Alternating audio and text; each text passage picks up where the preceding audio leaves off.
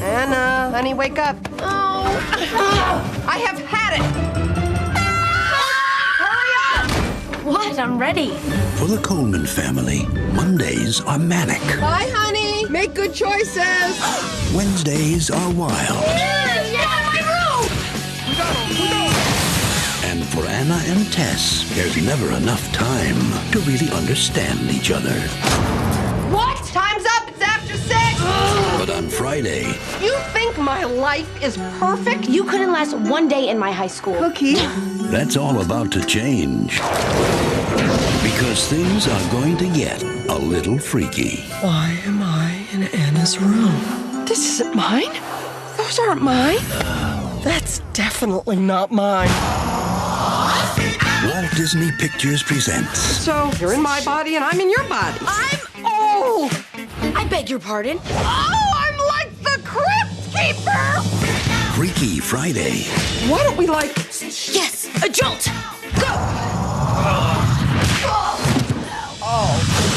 Coming soon to Disney DVD and video. In a world where podcasts reign supreme, two friends dare to ask, do you even movie? Hosted by filmmaker Henrique Couto and movie aficionado David D. Neuer.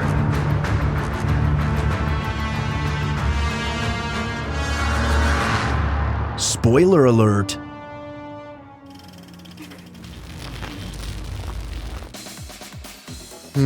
Dave. Hen. Have you, I was going to make some kind of a joke, Yeah. but honestly, I'm a little grouchy. Yeah. Understandable with everything that's going on. You mean, Your life. I mean, it's really just, the drugs, Dave. Yeah. I mean, you and I have both, your week's been tougher than mine, but I also have been having some fun stuff going on this week too. So I think we're both kind of to a point where it's just like, it's not that we're going to push through the show just to get it done, but I think both of us are just kind of like, we're here now. Well, I mean, I found out I have a chronic illness that's permanent, which is new. Yeah. Somewhat. Yeah. Nothing like this is what sucks about medical shit, David, is the instinct is to say it's nothing serious, yet it's something that I'll need to treat for like my entire life. Yeah. And I'll need regular blood tests. So like, I hate that my instinct is to say nothing serious just because it's likely not deadly.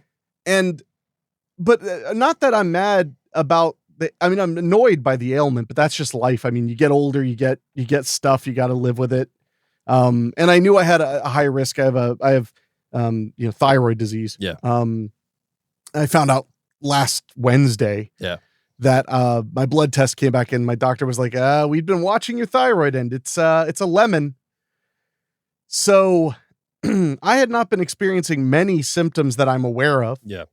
But I started taking a synthetic hormone to balance my thyroid, and it's made me sick for days on end, feeling weird. Yeah. It takes up to 90 days for it to completely balance in your system.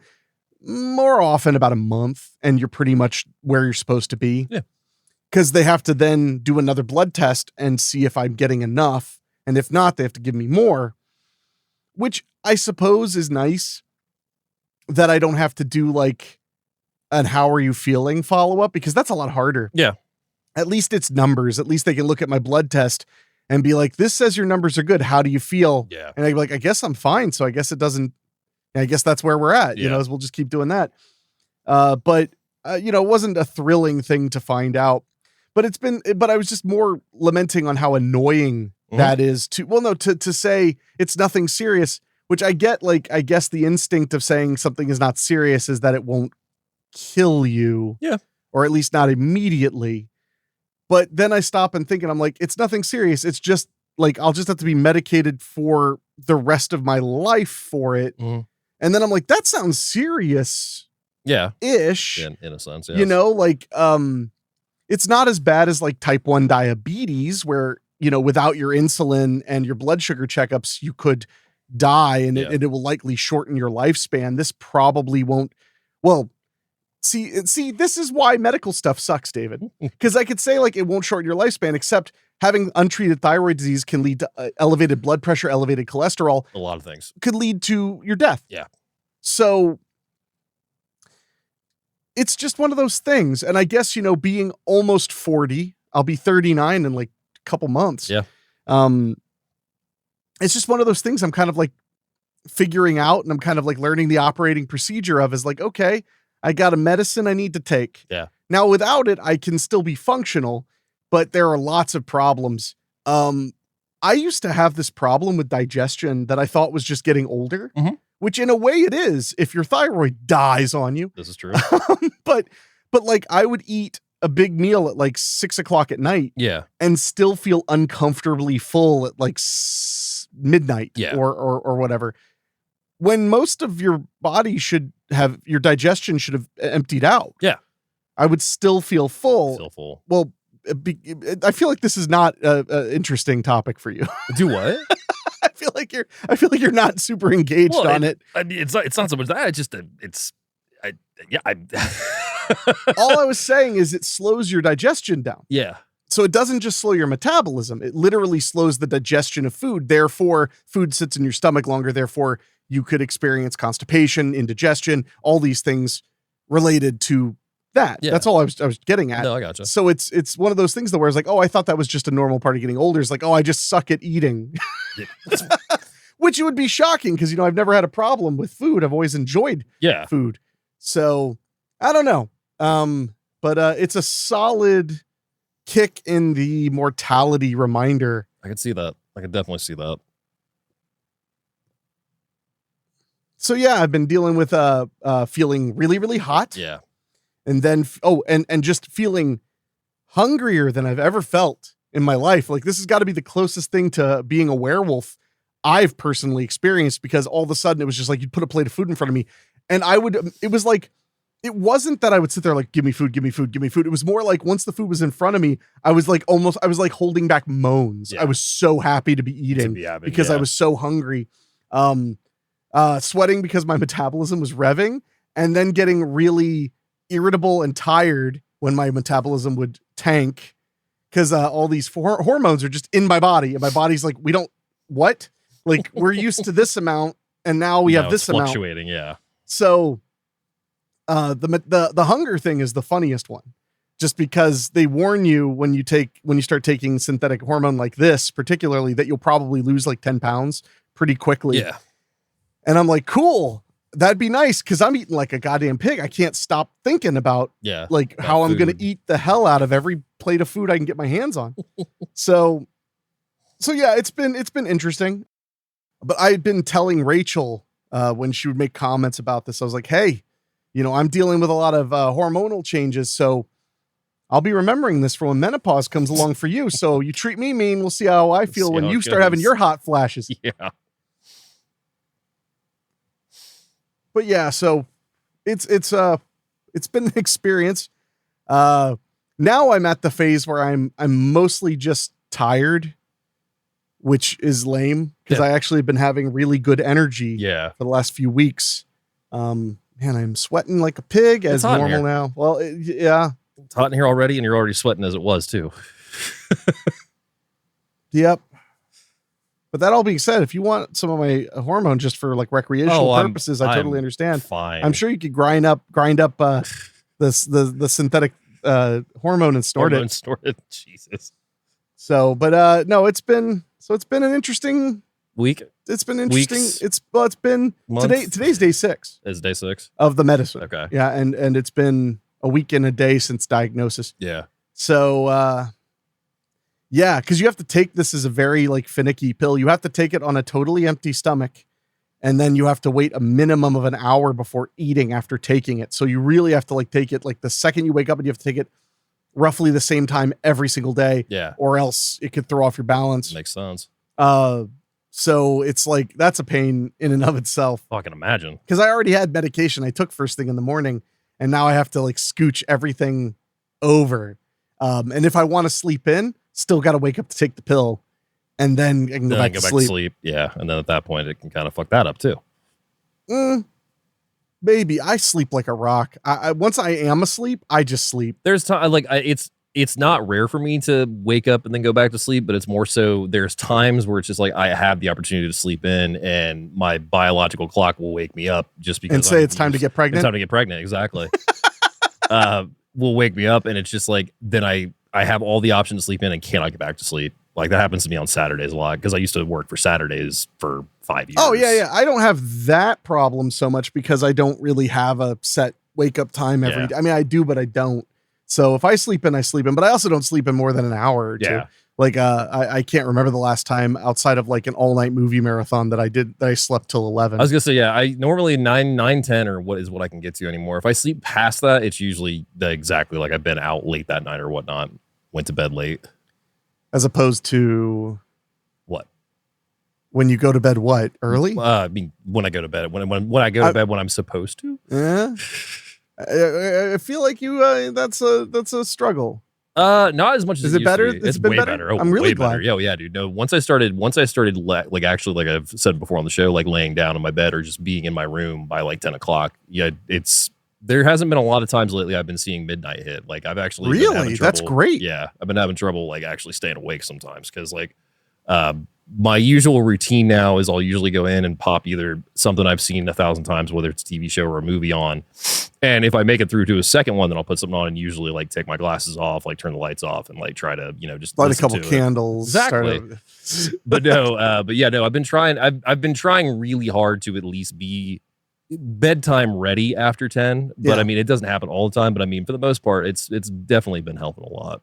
That's great. No, because I knew for a while you were going to bed so late and have to get up so early. I mean, that was also going through a breakup and whatnot too. So there was also that involved as well. So. Well, but even this was like 2 months ago. We were talking about it. Okay, I just want to mention, like, I mean, I just know you've been dealing with it. Yeah. So it comes and goes, but no, I mean, it's basically like the best way I can put it is if I commit to it, obviously, then I can stay on that schedule and get used to it and whatnot.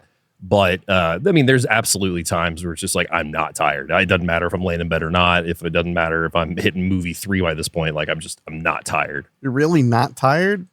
It happens. Or are you defiant? No, literally, like I can lay on my bed, close my eyes, and like because normally if I put on a podcast and like have something to listen to, listening to something will lull me to sleep way quicker than like just having like ambience of the TV or even the lighting of the TV for that matter, because it can just be too bright sometimes.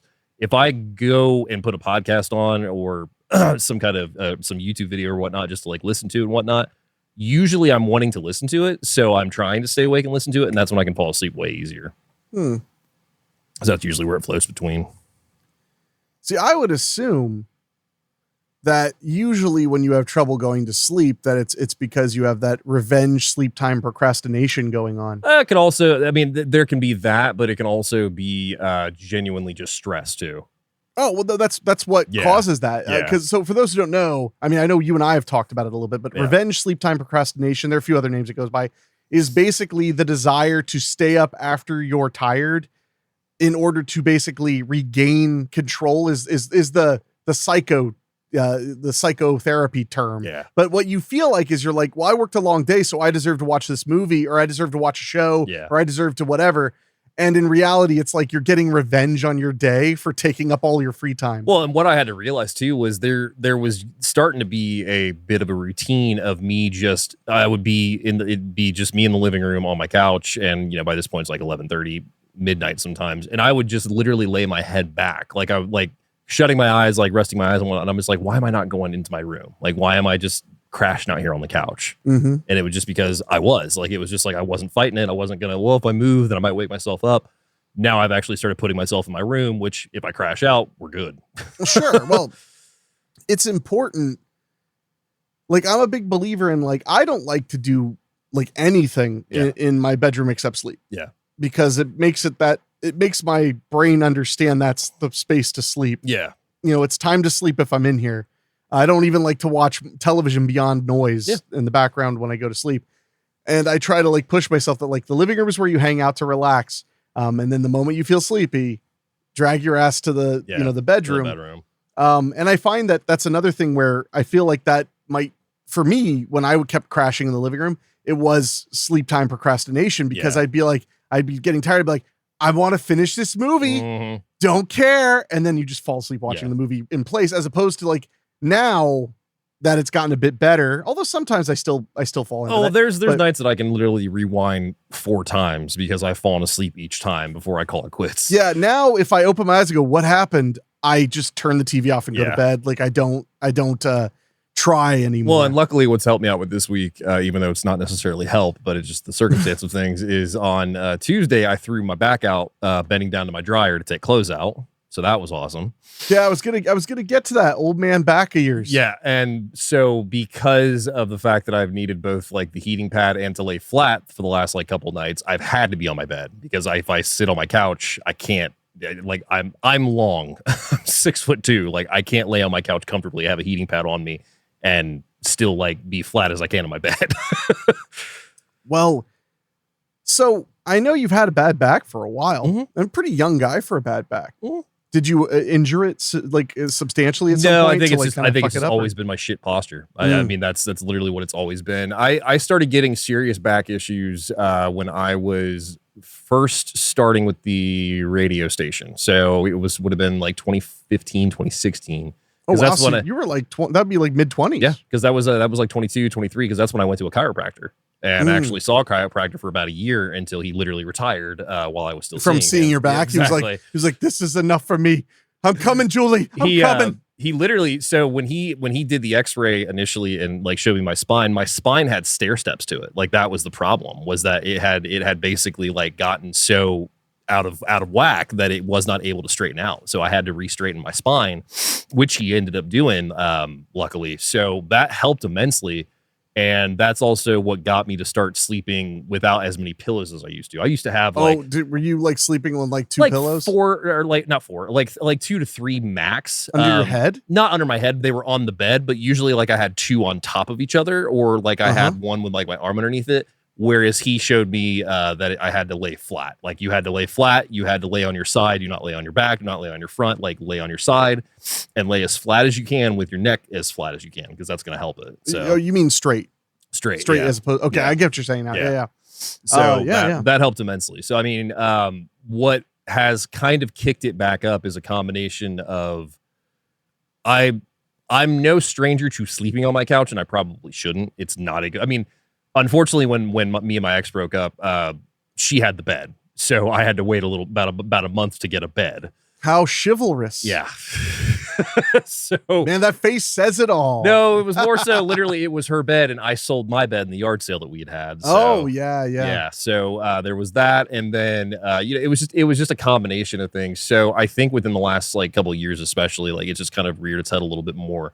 I haven't had like a serious injury like this in a while. I mean, it like my roommate went to pop my back after I had like, cause I didn't know right away that I'd thrown out. I was just like, I thought I'd twisted it or like pinched it or whatnot.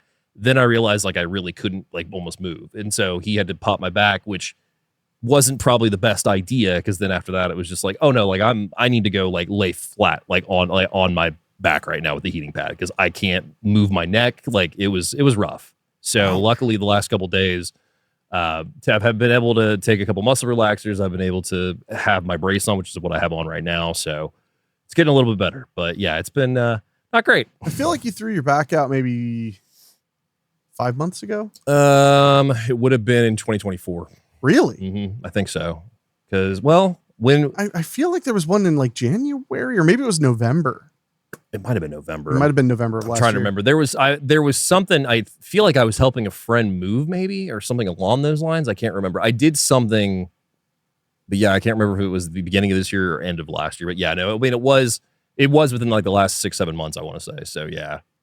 Well, I did when we first started podcasting together, especially when we started doing video with it. I did notice your posture for the first time. Oh, one of my favorite stories from realizing how bad my posture was I was getting my physical to run track when I was in high school, or it might have been tail end of junior high.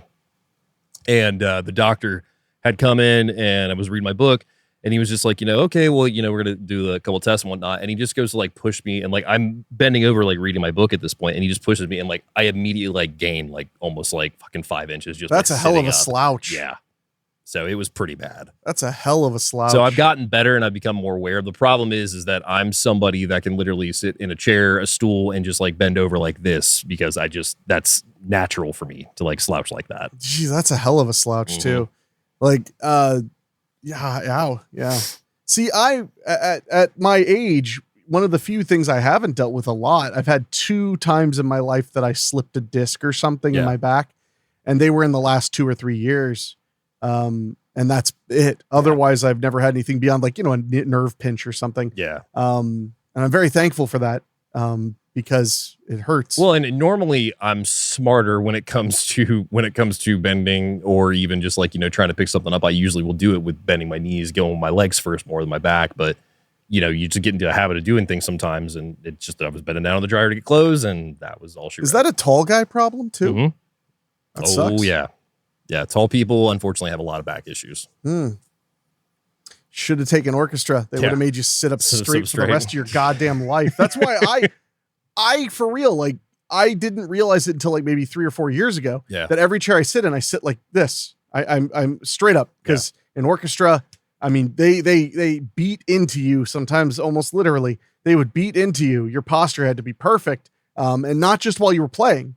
When you set your violin down, you had to be upright. Yeah. So that when you pop it up, it was a whole deal. Oh, one of my all-time favorite things now is literally just laying on the floor. Like what is called floor time, which is just literally laying flat on the floor for a little watching bit. the ceiling spin. Oh, it's the best. That was more college, but but yeah, no, I mean, it's getting better. The last couple of days haven't been too bad, but that initial first night, I luckily did sleep easy, so that was nice at least. But yeah, no, it fucking hurt.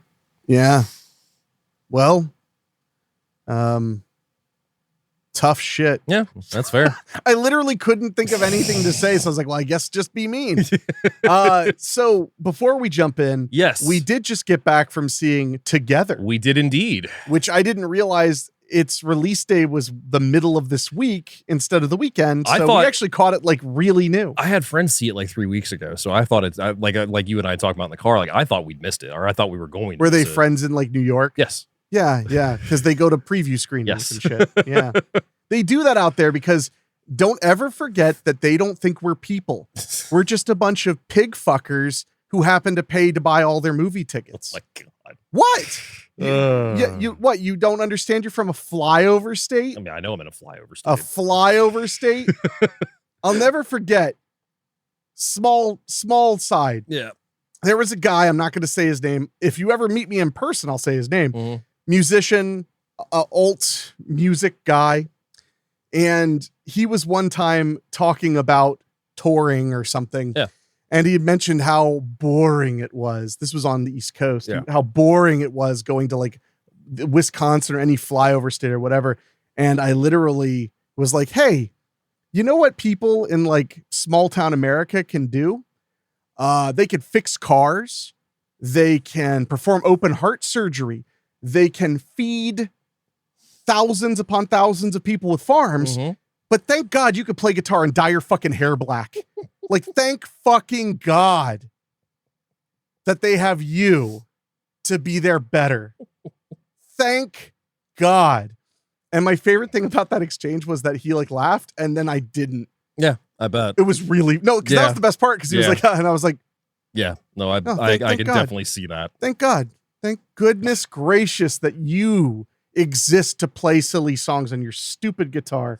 So all I'm saying is, Subhuman. That's us. Yeah. So anyway. So Together, Michael Shank's new movie, written and directed by him. His first feature. Movie. Yep, first feature. And this is the one that stars Dave Franco and Allison Brie about a couple that move into a new area and start realizing that there's something going on with their bodies. That they're fusing together when they touch. Yeah. And then some. They don't fuse together when they're not touching, David.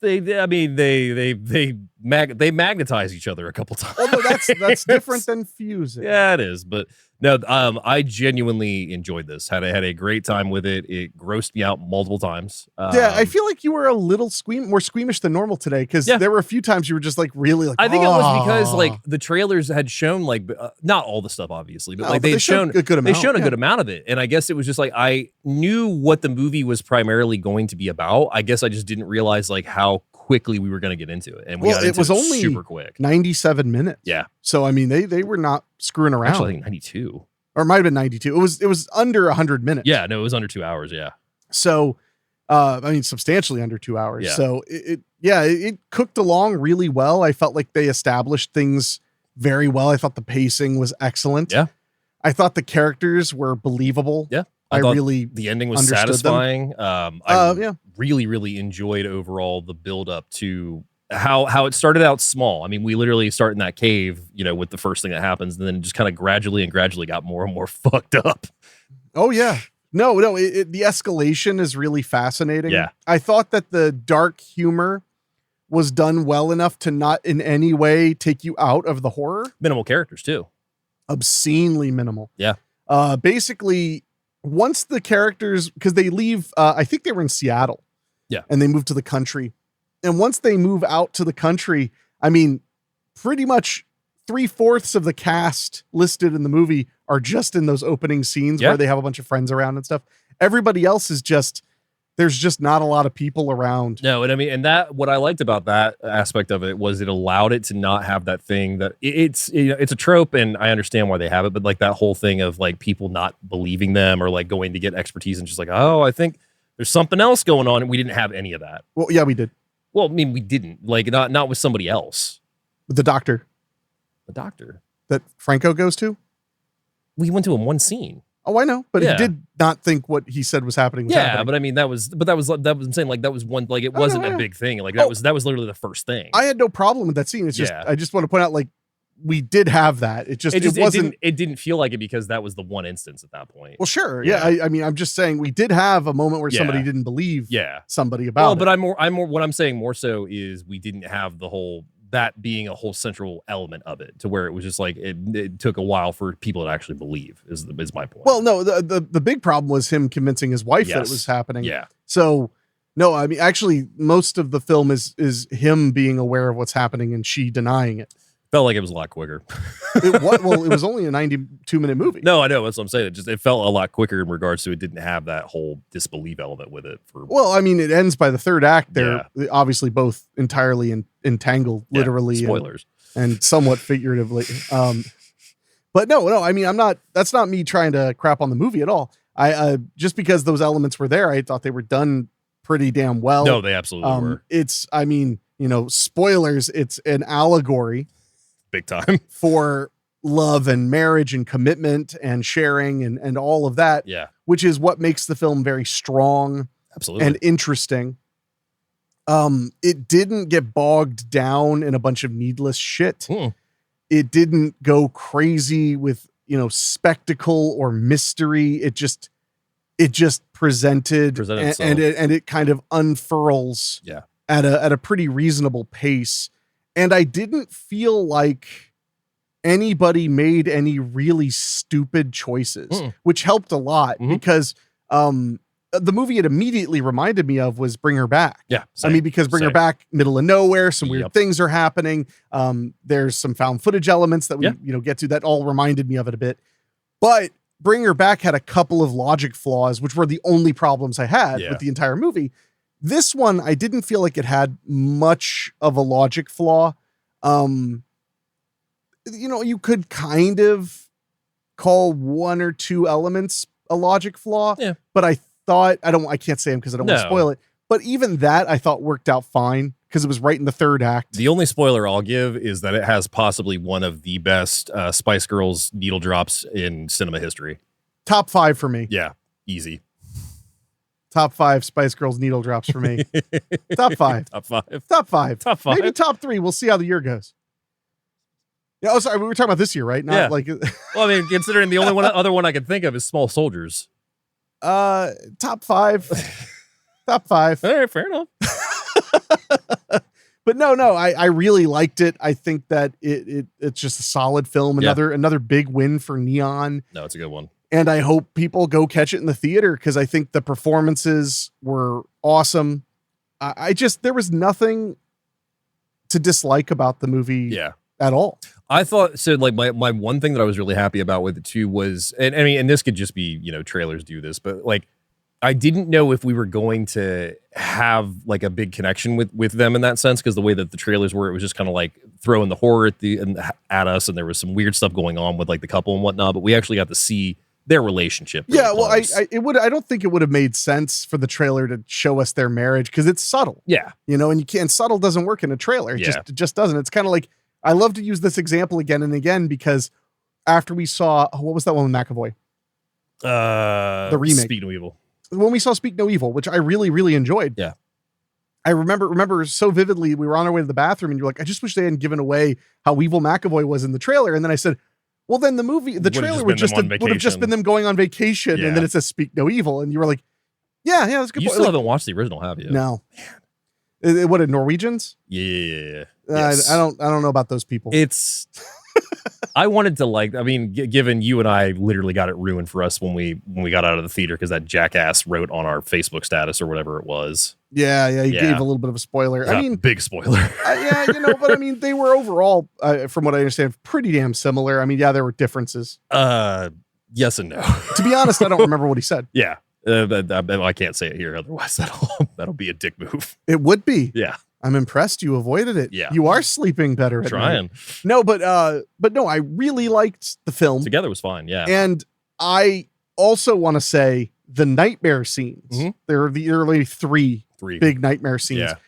Were some of the scariest shit Especially I've seen the first all one. year in the theater. Yeah. Like sincerely nightmare, like they felt like the worst nightmares I've had of my life. They made the Willy Wonka bed for the grandparents as scary as possible. I just didn't expect that to happen. See, I expected it because that was in the tagline. It says the Willy Wonka bed has never been so scary. But no. So yeah, Together, can't recommend it enough. Yeah, definitely go see it. I also happened to catch Eddington. You did.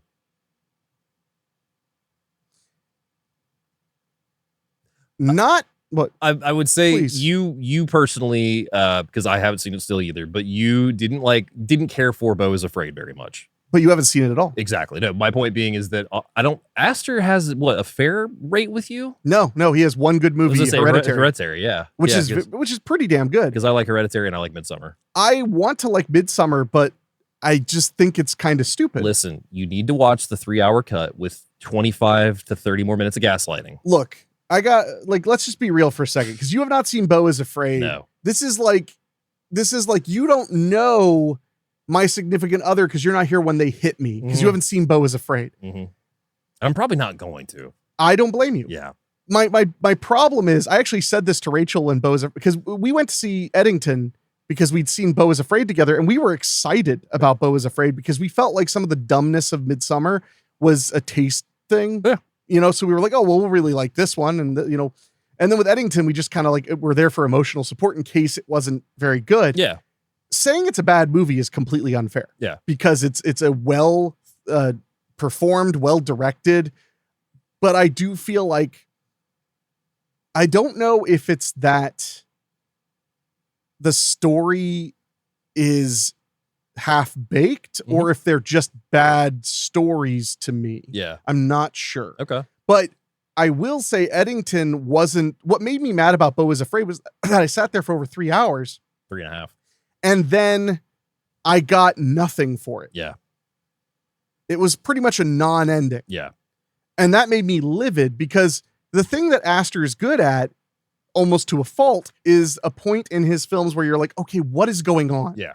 And I caught myself during Eddington at about, because it is 2.5 hours. Yeah. I caught myself in Eddington at about an hour and a half, 2 hours in, kind of going, okay, I just want to know what's going on. Like, I'm getting tired of this. Like, I just want to know what's going on. Yeah. Like, it's going to be another quirky, odd, maybe violent scene. When do I get to find out what's happening? Mostly, though, I was actually thinking, like, I pray I get to find out. Yeah. Because Beau is Afraid gives you bupkis. And I remember after it was over, I turned to Rachel and we both agreed we didn't hate it, but we didn't like it a ton. And I actually said, I was like, I feel like Ari Aster's sexual kink is knowing he's taken a half an hour of my life away from me every movie that I didn't need to give. It gets to just be his. Like, I wonder if he's an amulet that'll make him live forever by stealing time from our lives with just kind of needless stuff. Yeah. It's kind of like, it's like a Coen Brothers movie if the Coens got fired in the last 20 minutes and now it's just some guy. Yeah. Because the Coen Brothers always wrap everything into a pretty nice little bow and reward you for the ride. Would you say that the second act is better than the first act? No. Okay. I would say the first act is really good and interesting. Yeah. And then it kind of falls apart. I felt like some of the social commentary was really smart and some of it was so surface level that I'm not even sure if it was actually supposed to be, like if it was intentionally dumb. I gotcha. Or if it was just not thought out. Yeah.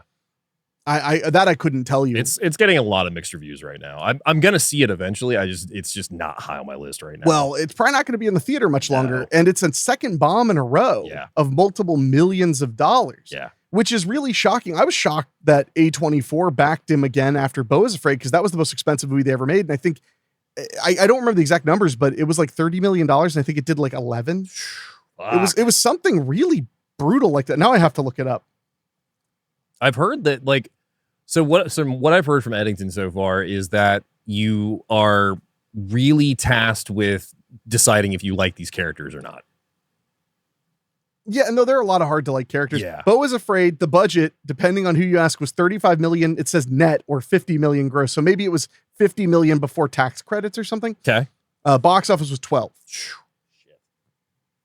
That's rough. But then so Eddington was cheaper, but still not dirt cheap. No, hell no. It was 25. Oh my God, 25? 25. And it's done 9.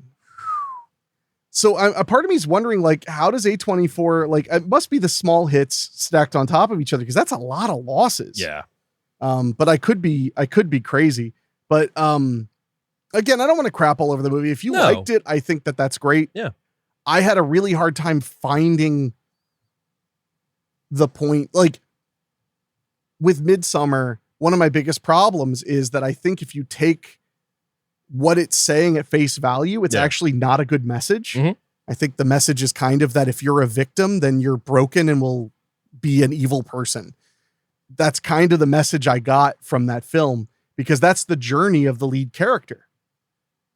It's you've been hurt. Well, then you are susceptible to being turned into whatever, because you're pretty much ruined now. There's a lot. There is a lot that goes on with her character in that movie. Mm-hmm.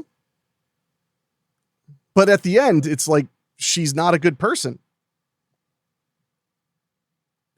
She's doing bad things. She is. I don't know. She's doing terrible things. She is. No, she is. I'm not saying she's not, but I think. But she finally found people who like her for her. It's just that they need her to do awful things, and they'll do awful things. I don't think it's. I don't know. I don't think it's necessarily that personally, but that's. Well, I mean, I'm not. This is not. I mean, sincerely, what would the message be? I don't know. I just don't necessarily think it's that. I don't think that that's the point. Yeah. My point is that that was the only thing I could interpret from it, because it's not.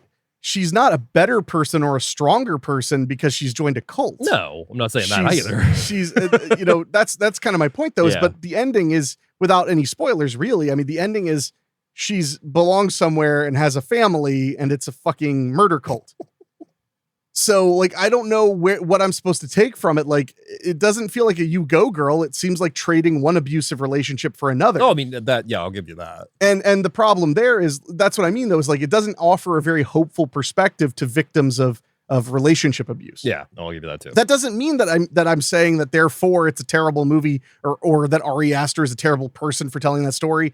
I don't know what his intent was. I only know what I got from it. And honestly, the only reason I was willing to admit that was what I got from it was that other people said that to me, and I went, yeah, that was in the back of my mind, but I didn't want to say it. I think more so what I took away from it was, if you don't get out of the situation, if you don't get out of the toxic situation, because she had multiple chances to. She didn't have to go on a trip or whatnot. Yeah, sure. I mean, if you do not leave the toxicity will take you and turn you into something. Yeah, I agree. I agree. It's just, it's kind of a harsh pill for a person. The idea like you can't just walk away now. You have to become completely perverted. Yeah, that's pretty fucked up. So, but it is a fucked up movie, and also it's just too damn long, and the characters are too stupid. Yeah. That was my biggest complaint with Midsommar. Stupid characters, yeah. Was the characters are like are painfully dumb. Hearing multiple people scream, multiple people disappear. And, I get it. White people just love cults. They just want to be in cults so badly. But that being said, Eddington. If you liked Beau is Afraid, then you probably will really like Eddington. If you didn't like Beau is Afraid, you have a chance at liking Eddington because it did pay off. Yeah. I just wasn't sure I felt about the payoff. Okay. So, it was a better film in every way. Yeah. In that way. And the performances were really good. Joaquin Phoenix is great. He's just a great actor. Is it the next great American Western, as some of the reviews have said? That was the most confusing. It didn't feel like a Western at all. Yeah. Like at all. Yeah. They're in the desert. You want to know who really hated it? Who? Joe Lynch. Really? Yeah. Good for him. He literally said on his Letterboxd review, that he was the person sitting next to him or that was looking at their phone the entire time that got a couple laughs. At least they enjoyed the movie. Was his review. Damn. Yeah. See, and I don't want to be mean. It's just after Beau is Afraid, I literally felt betrayed. I felt like, oh, okay. Fuck me as an audience member. Like chapter 2. I feel that. Dude, no, guy. Me fucking baby Pennywise. Baby fucking Pennywise. The sad thing was that when I would tell you we have to be a little, not weary, that's the wrong word, but we have to be careful with our expectations of chapter 2. Yeah. The funny thing is at first you would kind of be like, oh, picking on me. I'm like, no, Dave. Chapter 1 was phenomenal. Yeah. It can't. Well, and chapter 2 has always been the weakest even of the 90s miniseries for that. Well, and I don't know if you remember, but because, I had went to see it chapter 1 on opening night, kind of as a joke toward you, but also because I was just bored that night. And I literally, when I walked out, I was like, hey, all joking aside, you're going to fucking love it. Yeah. You're going to be so happy when you see it. Oh, yeah. And you'll want to see it again with me after you see it on your own. Yeah. And you went and saw it that weekend. Saw it 4 times in theaters, both chapter 1 and chapter 2. I saw chapter 1 4 times in theaters, but I only saw chapter 2 once. Yeah, I saw chapter 2 and chapter 1 and chapter 2 4 times in theaters each. But no, so my point is just that it was actually just great. Oh, yeah.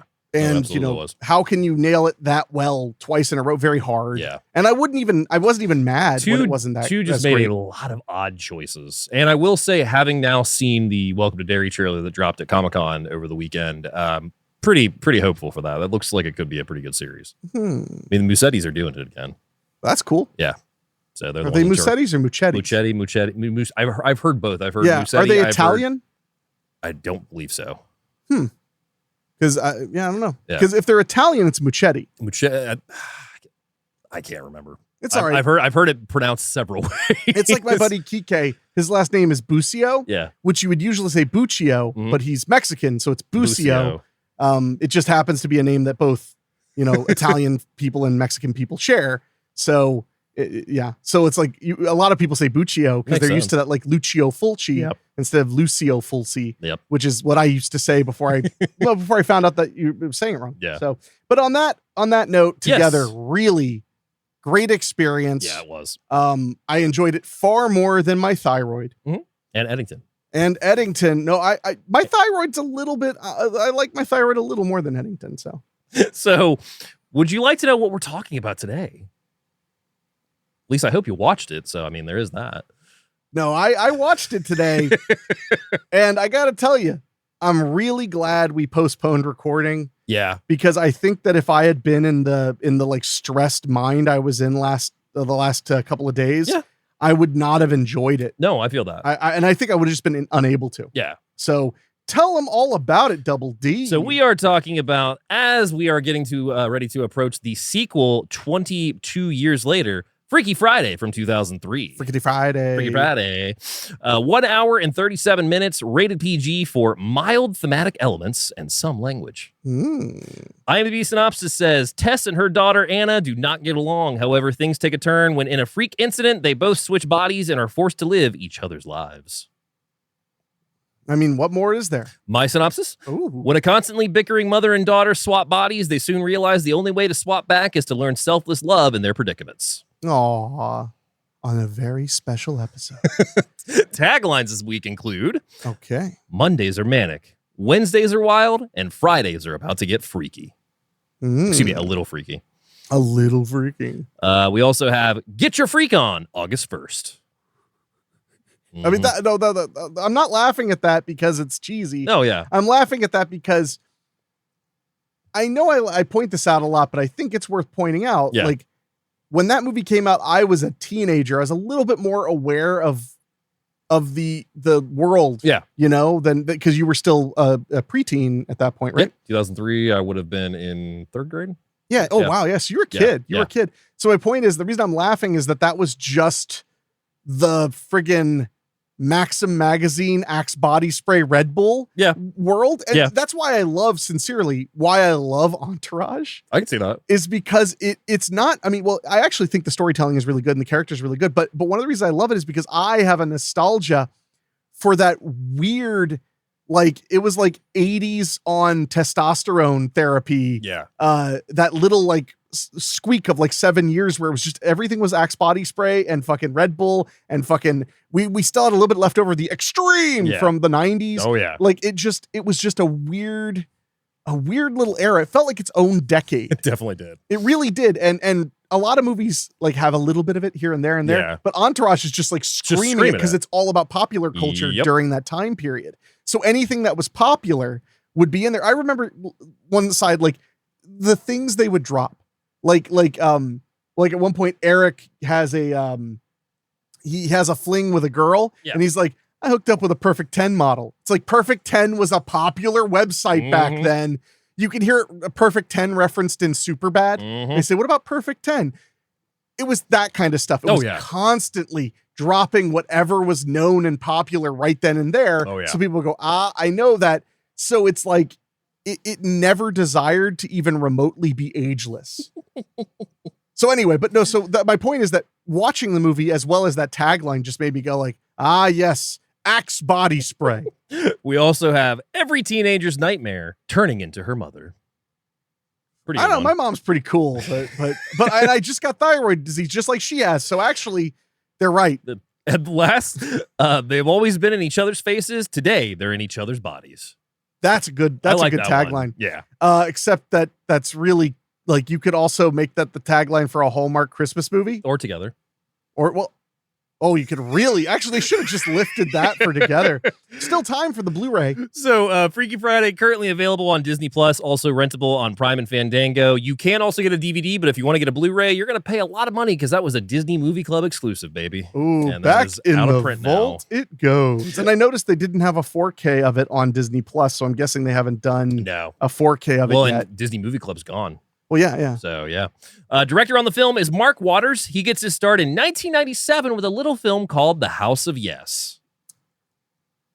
Hachi Machi. That's a great, weird, it's a weird one. Underappreciated movie. Yeah, though, that's a good one. So then he goes on to shoot Head Over Heels in 2001, follows that up with one of my favorites that was a VH1 original, Warning Parental Advisory, all about the PMRC trials. Oh, yeah. Had Dee Snider in it, had a guy playing Frank Zappa, had a guy playing John Denver. Like, it's I want to watch that. Flick. You can find it on YouTube. I'm sure. Yeah. I feel like that'll be hilarious just seeing people playing all those guys. Oh, it's fun. So he does that. Then he does Freaky Friday in 2003, follows that up with Mean Girls in 2004. Follows that up with Just Like Heaven, then goes on to direct The Spiderwick Chronicles, Eve Adams, Ghosts of Girlfriends Past, Mr. Popper's Penguins in 2011, Made in Jersey, Witches of East End in 2013, Vampire Academy in 2014. Oh. Then in 2016, he directs Bad Santa 2. Oh.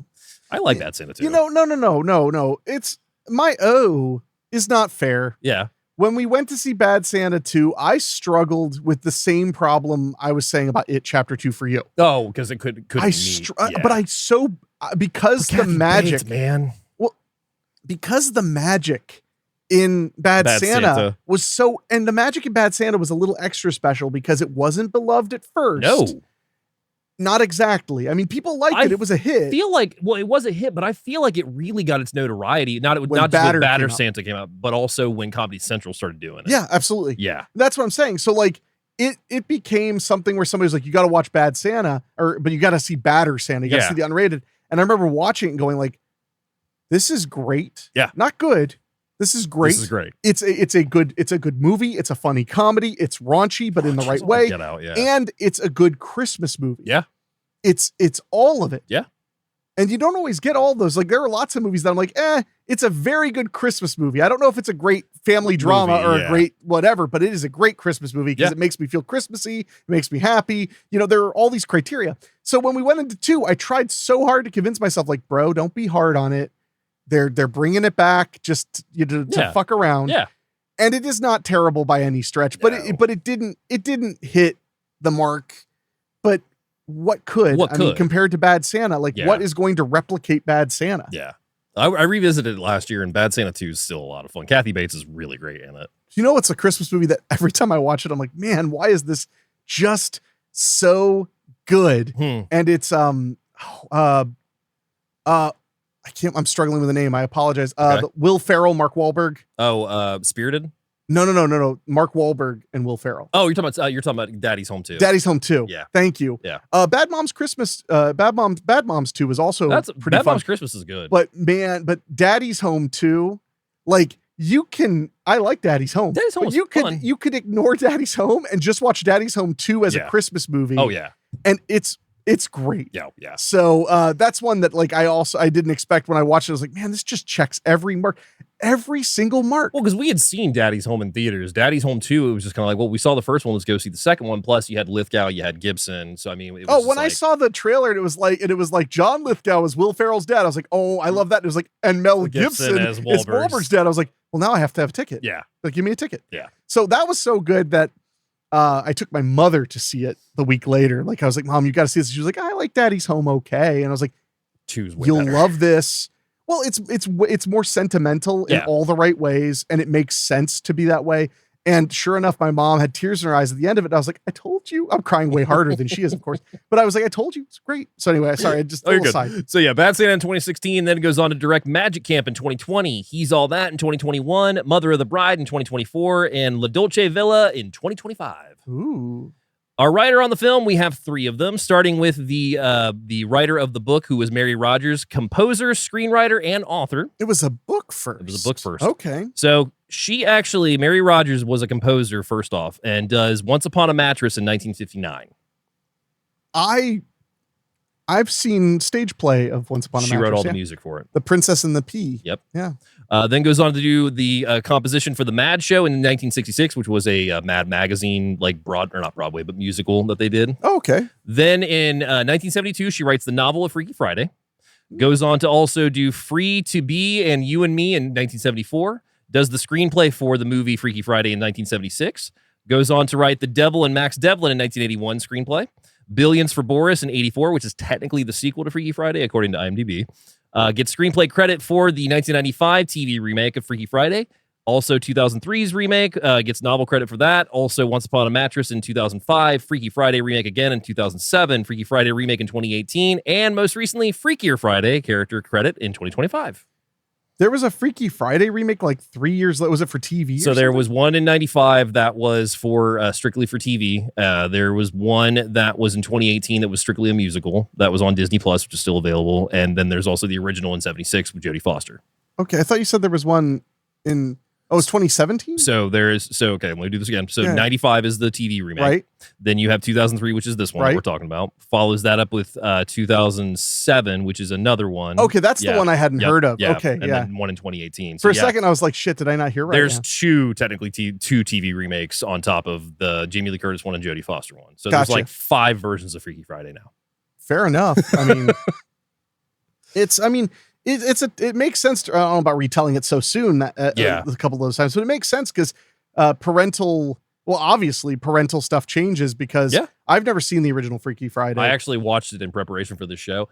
It's fun. John Aston's great in it. He plays the dad.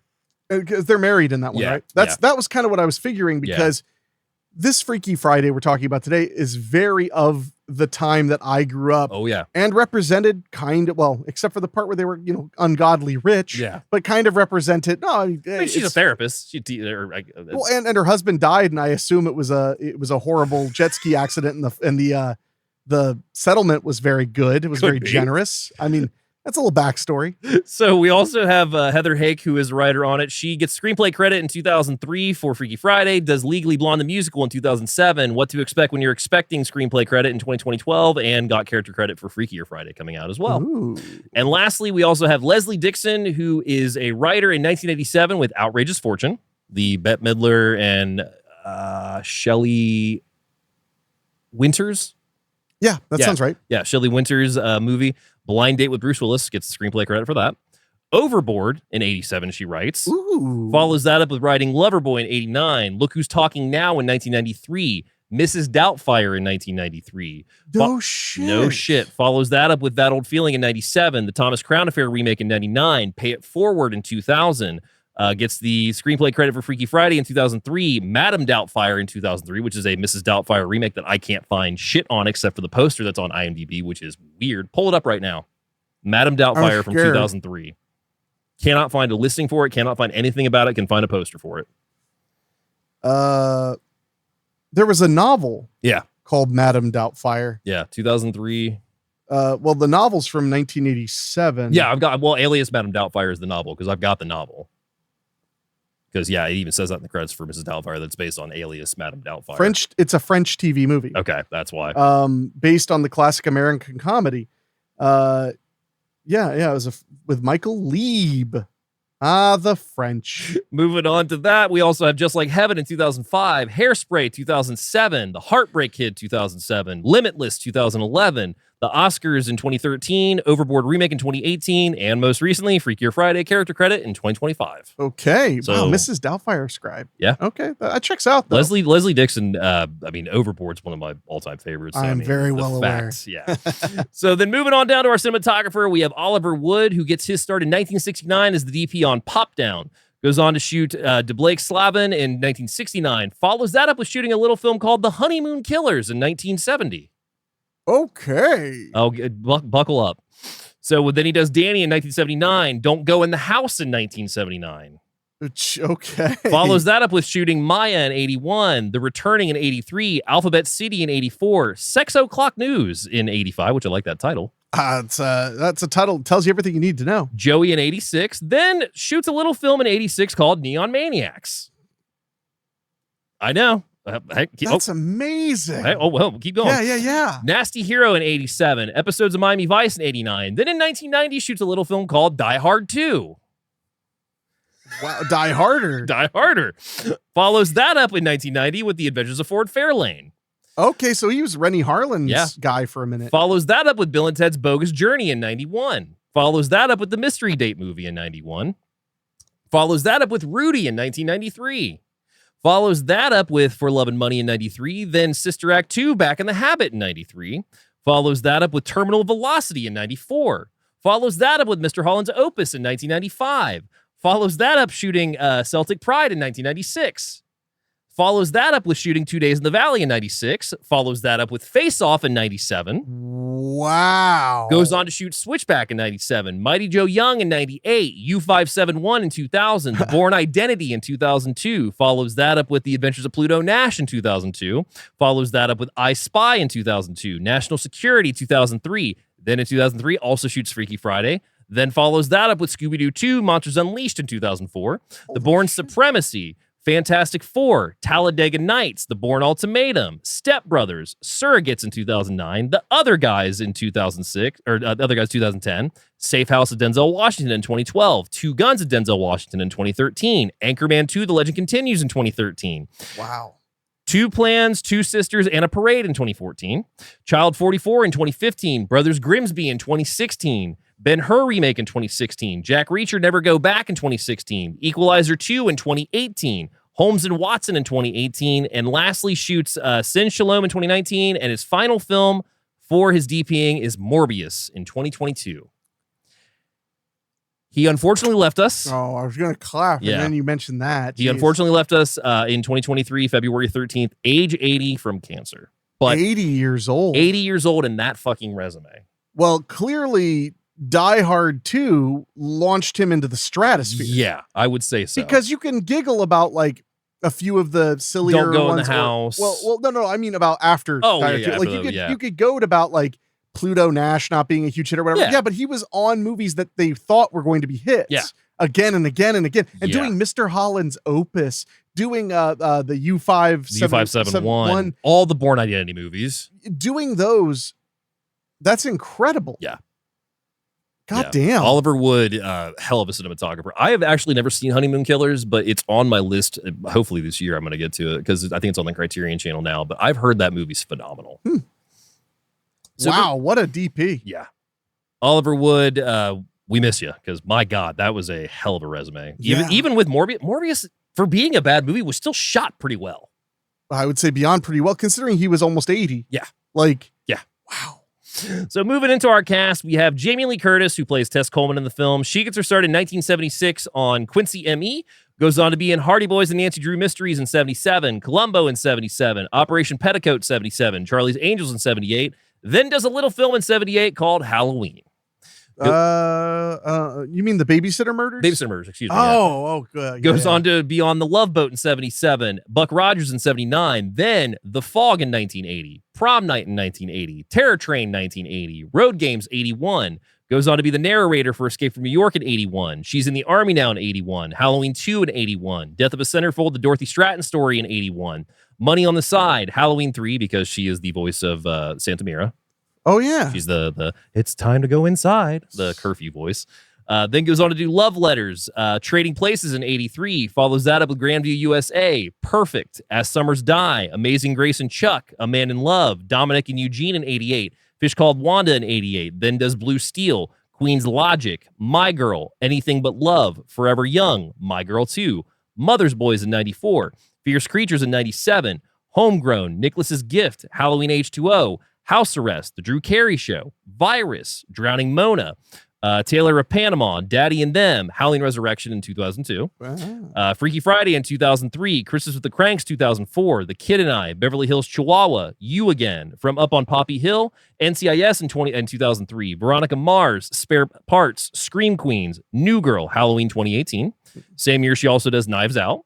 Then follows that up with Archer, Halloween Kills, Reno 911, Everything Everywhere All at Once, which she is phenomenal in. Yeah. Halloween Ends in 2022, Haunted Mansion in 2023, Borderlands 2024, The Last Showgirl, The Sticky, The Bear in 2024, and most recently will be in Freakier Friday in 2025. Man, I mean, we've already covered her career on here before. Yeah. I mean, she's a phenomenal phenomenal actress. Oh, but I want to mention, out of all those, one that a lot of people have not seen that they should check out, although, it is available to rent, is Mother's Boys, the one you mentioned in 1994. It's a low budget kind of thriller. I want to say it was even produced by Pierre David. I think it is. And I really like it. You can rent it on Amazon Prime. It's one of those that's kind of lost. I don't know where I got Pierre David. It's the Weinsteins did it. Oh, okay. Oh, well. It's usually a free one, too, honestly. I'm surprised. I think it's on Plex now. Okay, I was going to say, yeah, it's usually one that's, so it was on a lot of multi-packs. I just wanted to mention that because that's really worth your time. Yeah. Really fun. Well, and I'm also a big fan. I mean, it's one that people know, but Fish Called Wanda, one of my all-time favorites. I don't think anyone's ever heard of it. Yeah, probably not. Oh, I missed True Lies. Yeah, True Lies is in there, too. Oh, my God. We also have Lindsay Lohan in the cast, who plays Anna Coleman. She gets her start in 1993 on Guiding Light, Sesame Street in 95, Another World, The Parent Trap in 98, goes on to be in Life Size, Betty, Get a Clue, Freaky Friday in 2003. She stars in the Lilix video for What I Like About You, Confessions of a Teenage Drama Queen, Mean Girls in 2004, King of the Hill, That 70s Show, Herbie Fully Loaded, My Scene Goes Hollywood, Prairie Home Companion, Just My Luck, Bobby, The Holiday, Chapter 27, Georgia Rule in 2007, I Know Who Killed Me in 2007, which I really wanted to like that movie. Yep. Did you see it in theaters? Nope. Okay. Not in theaters. Know Who Killed Me in 2007, Ugly Betty, Labor Pains, Machete, Glee, Liz and Dick in 2012, Inappropriate Comedy, Scary Movie 5, Anger Management, The Canyons in 2013, Eastbound and Down in 2013, Two Broke Girls, Love Advent, Sick Note, Among the Shadows, Love Struck High, Falling for Christmas, Mean Girls in 2024, Our Little Secret, and will be in Freakier Friday in 2025. I feel bad. I don't even remember her in Eastbound and Down. Actually, I don't either now I think about it. It's been a while since I've seen Eastbound and Down. It hasn't been long for me. I think she was in one episode, if I remember correctly. Yeah, apparently. Oh, it was in the finale. She made like a brief cameo As herself? I can't. That's harder to tell. Yeah. But okay, well, that would explain. I mean, if she'd been in like 5 episodes, I would have felt really bad. That's fair. Wrapping up our cast, we also have Mr. Mark Harmon, who plays Ryan in the film. He gets to start in 73 with Ozzy's Girls, goes on to be in Emergency, Adam 12, Laverne and Shirley, Policewoman, Police Story, Hardy Boys and Nancy Drew Mysteries, Sam, Getting Married, Little Mo, Comes a Horseman, Centennial, Beyond the Poseidon Adventure, Goliath Awaits, Flamingo Road in 82, Love Boat in 83, Desert Warrior in 84, Prince of Bel-Air, Saint Elsewhere, The Deliberate Stranger, Let's Get Harry in 86, Moonlighting in 87. Also does Summer School that same year. Okay. I love that movie. After the Promise in 87, The Presidio in 88, Stealing Home, Sweet Bird of Youth, Worth Winning, Dillinger in 91, which he's great in. Fourth Story, Shadow of Doubt, Till There Was You, Winning, Cold Heaven, Reasonable Doubt, Hearts of West, Wyatt Earp, Natural Born Killers in 94, which I found out he in the police reenactment, he's playing the Mickey Knox role. Oh, so he's funny. the one that shoots the cop in that one clip. Okay. Yeah. Goes on to do Original Sins, Magic in the Water, The Last Supper, Charlie Grace, Casualties, From Earth to Moon, Fear and Loathing in Las Vegas, Chicago Hope, For All Time, Crossfire Trail, and Never Let Go, Legend of Tarzan, West Wing, Jag, Freaky Friday, NCIS, Chasing Liberty, Weather Girl, Certain Prey, Family Guy in 2012, and will be in Freakier Friday in 2025. Well, yeah. It seems like most everybody's returning. Yeah. I mean, it's almost like Disney's got the money. Yeah, it's crazy like that sometimes. I'm surprised. I thought I put, maybe Deliberate Stranger is the one I'm thinking of. That it's Bundy. Where because Harmon played Bundy, and Deliberate Stranger is a movie about Ted Bundy. That's it. Yeah, that's the one. That's one he's in. Yeah. For some reason, I thought it was A Stranger Among Us, but that's Anne Rule's book based on that. So that's my bad. So, what was your first time watching Freaky Friday? On HBO. I can see that. Probably like 2005. Yeah. And didn't care for it very much. Thought it was fine. Again, I was a little old for it. Yeah. So because I would have been almost 18 at that point, wasn't really aimed at my age group. Gotcha. I mean, that doesn't mean that the movie wasn't entertaining, but like I wasn't going to be dying to see it. It was being advertised on the Disney Channel, and I'm almost an adult, so I'm not watching it that much at that point. That makes sense. But I didn't care for it much then. Rewatching it, I actually really liked it. I had a lot to enjoy about it, and a really weird thought about it that I'll tell you about in a minute. Okay. But so I wish I had a more exciting, nostalgic viewing. It is what it is. Not so much on that one. This was a day one rental for my family. It was we picked it up, I think, like right after mom had gotten out of work. She went and brought it home to us. So we watched it that night. And I mean, this was one that my mom loved because Jamie Lee Curtis fan already, but loved her in this. This was one we bought like shortly after. It was watched numerous times at my house. So, I mean, I've seen this movie probably 30 times. Jeez. Yeah, I've seen this movie a lot. Well, it didn't hurt that you had a sister. Yeah. Probably like Lindsay Lohan. Yes and no. Oh, she's a hater? Not so much a hater. I think it was more so she gravitated towards other stars that weren't. She was really into MTV at this time. That's all I got. Fair enough. Yeah, fair enough.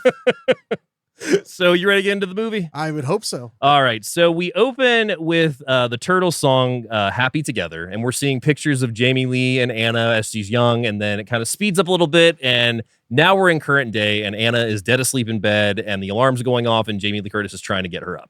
Yeah, it's pretty funny. She's like eventually she has to literally rip her out of bed. She tries to literally go and pull her out of bed. We're seeing Jamie Lee's like morning routine and whatnot as she's getting ready, and Anna's still sleeping in bed the entire time, and just finally gets to the point where after she literally holds onto the bed while she's pulling it, she goes and gets the little brother Harry with an air horn, and he comes in and blasts it right in her ear. Yeah. Pretty classic teenage girl thing. And of course, she gets pissed, chases Harry out. The door shuts. I love this edit because the door shuts and she's like, Anna, come on. And she's like, what? I'm ready. As it opens and she's completely dressed and ready to go in like a matter of seconds, which I thought was very funny. No, it's very funny. So we are now in the car as they're going to school. We also find out that Anna wants to drive, but she doesn't know where her permit is. Yeah, she couldn't find it. Couldn't find mess of a room. Yeah, and also that she believes that Harry stole it because Harry goes, ha ha, when she can't find it. Yeah. Little brothers, I guess. Oh, he's great, you know? So, yeah, they get into a fight on the way to school, and she's talking about how she wants to get her ears pierced. We kind of already see that their relationship is a little in turmoil. Plus, we also get to mention that Tess is getting married in a couple days. Yes. So, because Anna wants to get a stud in her ear, and she makes a comment about she doesn't want her maid of honor to have a stud, basically. And so this leads to them getting to school, and we also find out that she is having some issues with an old friend named Stacy. And even Tess is asking Anna, like, I don't see her anymore. And she's like, no, she like hates me. Like, we're enemies now. Yeah, because she's become a popular girl. Yes, she has. And so she's walking to class and she has recognition that she is also wearing the same shirt as another girl. So she decides to flip it out as she's with her friends later. Yeah, and it looks weirder inside out. And this is also the time where we get to meet the crush in the film played by Chad Michael Murray, Jake. Ah, Jake. Who walks right past her. Wouldn't you? I mean, you have to go to class. But I love it because she's with her friends and she's like, "Oh my god, he's coming." She's like, "He's not even looking at you." Oh, he's totally looking at you. Oh, he's looking at you. He's coming over. I think she's going to talk to you. And just looks at it and just keeps going.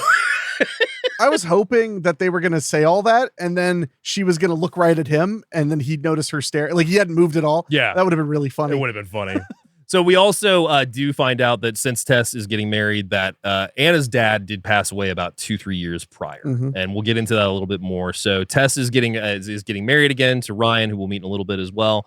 While this is all going on, we're going through Tess's day. Tess is a therapist, and she arrives at her office, and this guy Evan, who she sees every single day, played by the late great Willie Garrison. Yeah, and she mentions literally that, like, I see you every day. Of course, I knew it was, I was going to see you. She's temporarily indisposed because she's not paying attention as she's driving. She ends up going over some spikes and wrecking her car. So her car has to go into the shop because her phone rings and she has like a phone and a pager and a PDA. She has all these things going off at once. So she's digging through them and just drives right over the spikes in the parking lot to a building. So she's without a car. She gets to the office late, and Evan's like, are you going to be here tomorrow? She's like, I'll be here tomorrow, but I won't be here for the next couple of days because I'll be on my honeymoon. And he's like, well, I can't reach you, blah, blah, blah. And just like goes on this whole tirade about how there's no phones in the mountains. I don't know if I'm going to be able to. And she's like, let's just get through the day.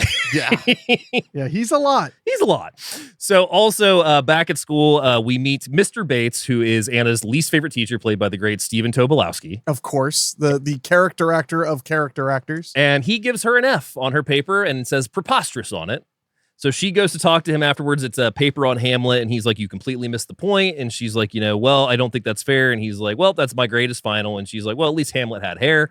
And ends up getting detention. Yeah, it was a nice little aside too, where he's like, excuse me. And I love it too, because she walks into detention, goes up to the woman that's leading the detention, and she's like, how's it going, Anna? No, it's well. What do you have today? Turkey, meatloaf. And they swap food. Yeah, I love that. They swap lunches like kids. Yeah. So that is also when we go later into Anna's day, and she's playing volleyball in gym class, and Stacy keeps spiking the ball and hitting her in the head. Yeah. Like a lot. Yeah, she's getting herself concussed pretty good. So Anna decides to take it upon herself and spike the ball right back at her when she is not looking, takes Stacy down, and Anna gets a second detention. Yes. She is having quite a day. So that is when she meets Jake inside of detention. Yeah, and they got two delinquents. They kind of hit it off a little bit, and he offers her a ride home, revealing that he drives a motorcycle to school. And immediately she's just like, oh, I can't, like, I've got, something going on. He's like, your mom would totally kill you, wouldn't she? Yes, she would. And Mr. Bates also takes this opportunity to completely crush her talking to Jake, because he walks up and he's just like, hey, you got your SAT coming up. Like, are you prepared for it? And while that's happening, Jake walks off, and Anna has now lost again, thanks to Mr. Bates. No. Hey, that's life in the big city. So we cut over to one of my favorite scenes of Tess shopping in the grocery store after work, and she's again talking on her phone to the caterer, and she wants to get halibut. It can't be salmon. And she's like, well, how much is the extra cost? Meanwhile, she gets another call from one of her clients, and she's like, basically, you're a strong woman. You don't need a man. And while she's doing this, she's got her earpiece in. Yes. And does not realize that the deli counter woman is seeing her, thinking that she's talking to her. And she's like, thank you so much. Yeah, she has like tears in her eyes. Gets choked up. It's really funny. It's a great little moment. So Anna gets home, and as she's walking into her room, she sees that Harry is just strumming on her guitar with drumsticks. Yeah, well, yeah, because he's an avant-garde musician. And she ends up dealing with him by tying a thong around his head to where he can't see, and he is just wandering around while she goes down and joins her friends for band practice. Like I said, 2000, this is a 2000s AF. There are thong jokes in it. Yes, there are. Because thongs were, it feels weird. Yeah. Thinking that when I was a teenager, a trope of being a teenager was thong underwear. Oh yeah, no, it absolutely was. I know, because I was there. You were there. I mean, like, but I mean, really, like, it was like every girl had to wear a thong or you were like lame. Yeah. That was the way it was. And it's extra weird because I feel like thong underwear is not nearly as popular now. No, I don't think but it was so popular back then. No, it was. So it was popular to have the thong that rode up so much that it would show past your pants even when they were up properly. This is true. Like it's like wearing the keychain, the wallet chains. I had a wallet chain. I'm sure you did, pal. It was a Kiss wallet. At least you were able to cut the cool, like cutting cocaine with baby laxative by using a Bought Kiss it at wallet. Spencer's, baby. It was a wallet with a chain that was the Destroyer album for Kiss. Was Hot Topic closed for remodeling that day? So I don't even know, to be honest. So, Anna deals with Harry, goes down to join her band Pink Slip. They're practicing in the garage at the house, and they play the song Round and Round, Here We Go Again, what's called Take Me Away. And this is a song that was very popular for school talent shows for a bit, I can tell you, because I've seen it played by several bands at school talent shows. Wonder why you'd call it Pink Slip when none of them have ever had a job. It's a cool name. It sounds cool, but their girl band, their drummer's a guy, if I remember correctly. Yeah, you are correct. But Pink Slip's a cool name, but none of them they've never received a Pink Slip. That seems like something that would be like a middle-aged band name, because they would be angry about the factory in town shutting down or something. So they're playing in the garage, and this is when Harry runs out of the house, running into Tess, who is coming home with the groceries, and she sees that Harry has the thong wrapped around his head. She tries to get it off as she's lifting him up off the ground, and he's just like, ah! There's a decent, it's actually mostly front loaded, but there's a decent amount of slapstick. Yeah, because he runs right in the door. He goes running back into the house, runs into the front door. Meanwhile, the band is still playing. Tess is inside. Her dad arrives, so Grandpa arrives, and then Mark Harmon as Ryan arrives, and he surprises her because we find out that Tess is a therapist who just recently wrote a book as well. And he got a copy so that he could have the author sign it very sweetly. I got the vibe he was somehow involved in managing her book deal. The way that it goes to the talk show and everything, I would say that's pretty easy to put together. Yeah, something like that. He was in some way involved in helping get the novel, or the not novel, but the book published. Also, with going back to the thong joke too, Tess has to cut it off his head, which leads. That's when Grandpa walks in and he goes to pick it off of Harry's head. And he's like, "What is this? One of them thongs?" I don't want anything to do with it. I don't know. And I want to mention, this is an era of kids movie that, again, it's aged, I think, better. But I used to joke that every older kids movie in this era would basically have a moment where it'd be like, I just don't know if I love my life anymore. Whoa! And then they would trip and fall down a flight of stairs or something. It would always have the most oddly timed places for slapstick to be in there as well. Yeah. And that was something that I found in this movie very much was here's some slapstick. Okay. I mean, why not? Yeah. So the band's playing. It's really loud. Tess is trying to talk to Ryan and finally realizes that it's 6:00. So band practice is over as she shuts the power down. Because she knows there's no use in telling them. They're not going to listen or even hear her anyway. Yeah. So she literally goes to the fuse box, finds garage and flips it. Time's up. It's after 6. So that is when Anna goes to talk to the band, and they get a call on the phone that they have booked a gig for the Wango Tango at the House of Blues because one of the bands has dropped out. Just so happens, though, that the gig is tomorrow, which is also the time of the rehearsal dinner for the wedding. Yep. So that's going to be a no-go. I know that there's more to, I have never been to a rehearsal dinner. Yeah. I have not. Never. So okay. I've actually only been to 1 or 2 weddings. I've been to that dinners. I wasn't, I filmed, shockingly, you'd think I'd film a lot of weddings, but I actually have only shot 3. Was that also the wedding you sang asshole at? Oh, that was at Cinema Wasteland. I didn't even count the wedding at Cinema Wasteland, but I was at okay. So that one didn't feel so traditional. Yeah. I mean, obviously. Yeah. But no, I sang asshole at Ghastly Ghoul's wedding. Yep. In with a band of horror hosts. That's pretty great. It was pretty. Is that pretty recorded? Fun. I have no idea. Man, it's got to be somewhere. It's got to be somewhere. But I want to mention that I've never been to a rehearsal dinner. Yeah. And whenever I hear about wedding rehearsals, I always imagine that they'd be like, and do you take this woman to be your awfully wedded wife? And you'd be like, taxes are due in fuck. I'm sorry. Lying.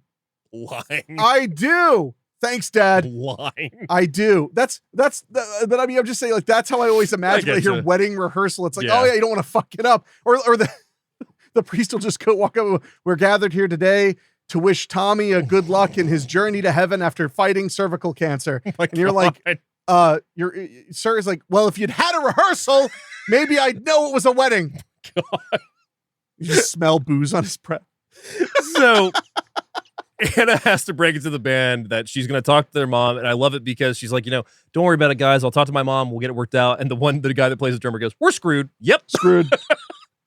Because she's the one who plays the solo. Yeah. Which, side note, it did not appear she had any idea how to pretend to play a solo in the first scene. Are you talking about Lindsay? Yeah. Yes. But in the second scene where she's supposed to be pretending, way later in the movie, she looks like she does know how to fake playing a solo. I've got some fun trivia in regards to who taught Jamie Lee Curtis how to play too, when we get there. I'm very curious. I just want to point out that it was just very funny as I was watching. I was like, she's not really playing like a solo right now. You're going to shit when you find out what band led to her learning to play the guitar. That's all I'm going to say. Okay. So Anna goes back inside, finds Harry and his friends in her room, all wearing bras while Harry is reading out of her diary. What a great... But I also need to back up because I forgot about something. Right around the time that the band practice closes, Tess gets a call from the school. Right. Finds out her daughter's been up to no good twice. In one day. Yeah, in one day. So she took her door off the hinges. Yes, because when she goes up to kick Harry and his friends out, she goes to close her door, except there is no door there. And I love it because Ryan and Grandpa are downstairs and they hear her scream and he goes, oh, she saw it. And he's like, it's time to go check out those Lakers. I'm with you. and this is also I don't know if parents do this now, but that's a very 2000s move for parents. Oh, would you like to know what happened to my sister? She got locked out of her room. I mean, you're really excited to share. So she got locked out of her room. There was a lock put on her door and she was moved to the love seat in the living room.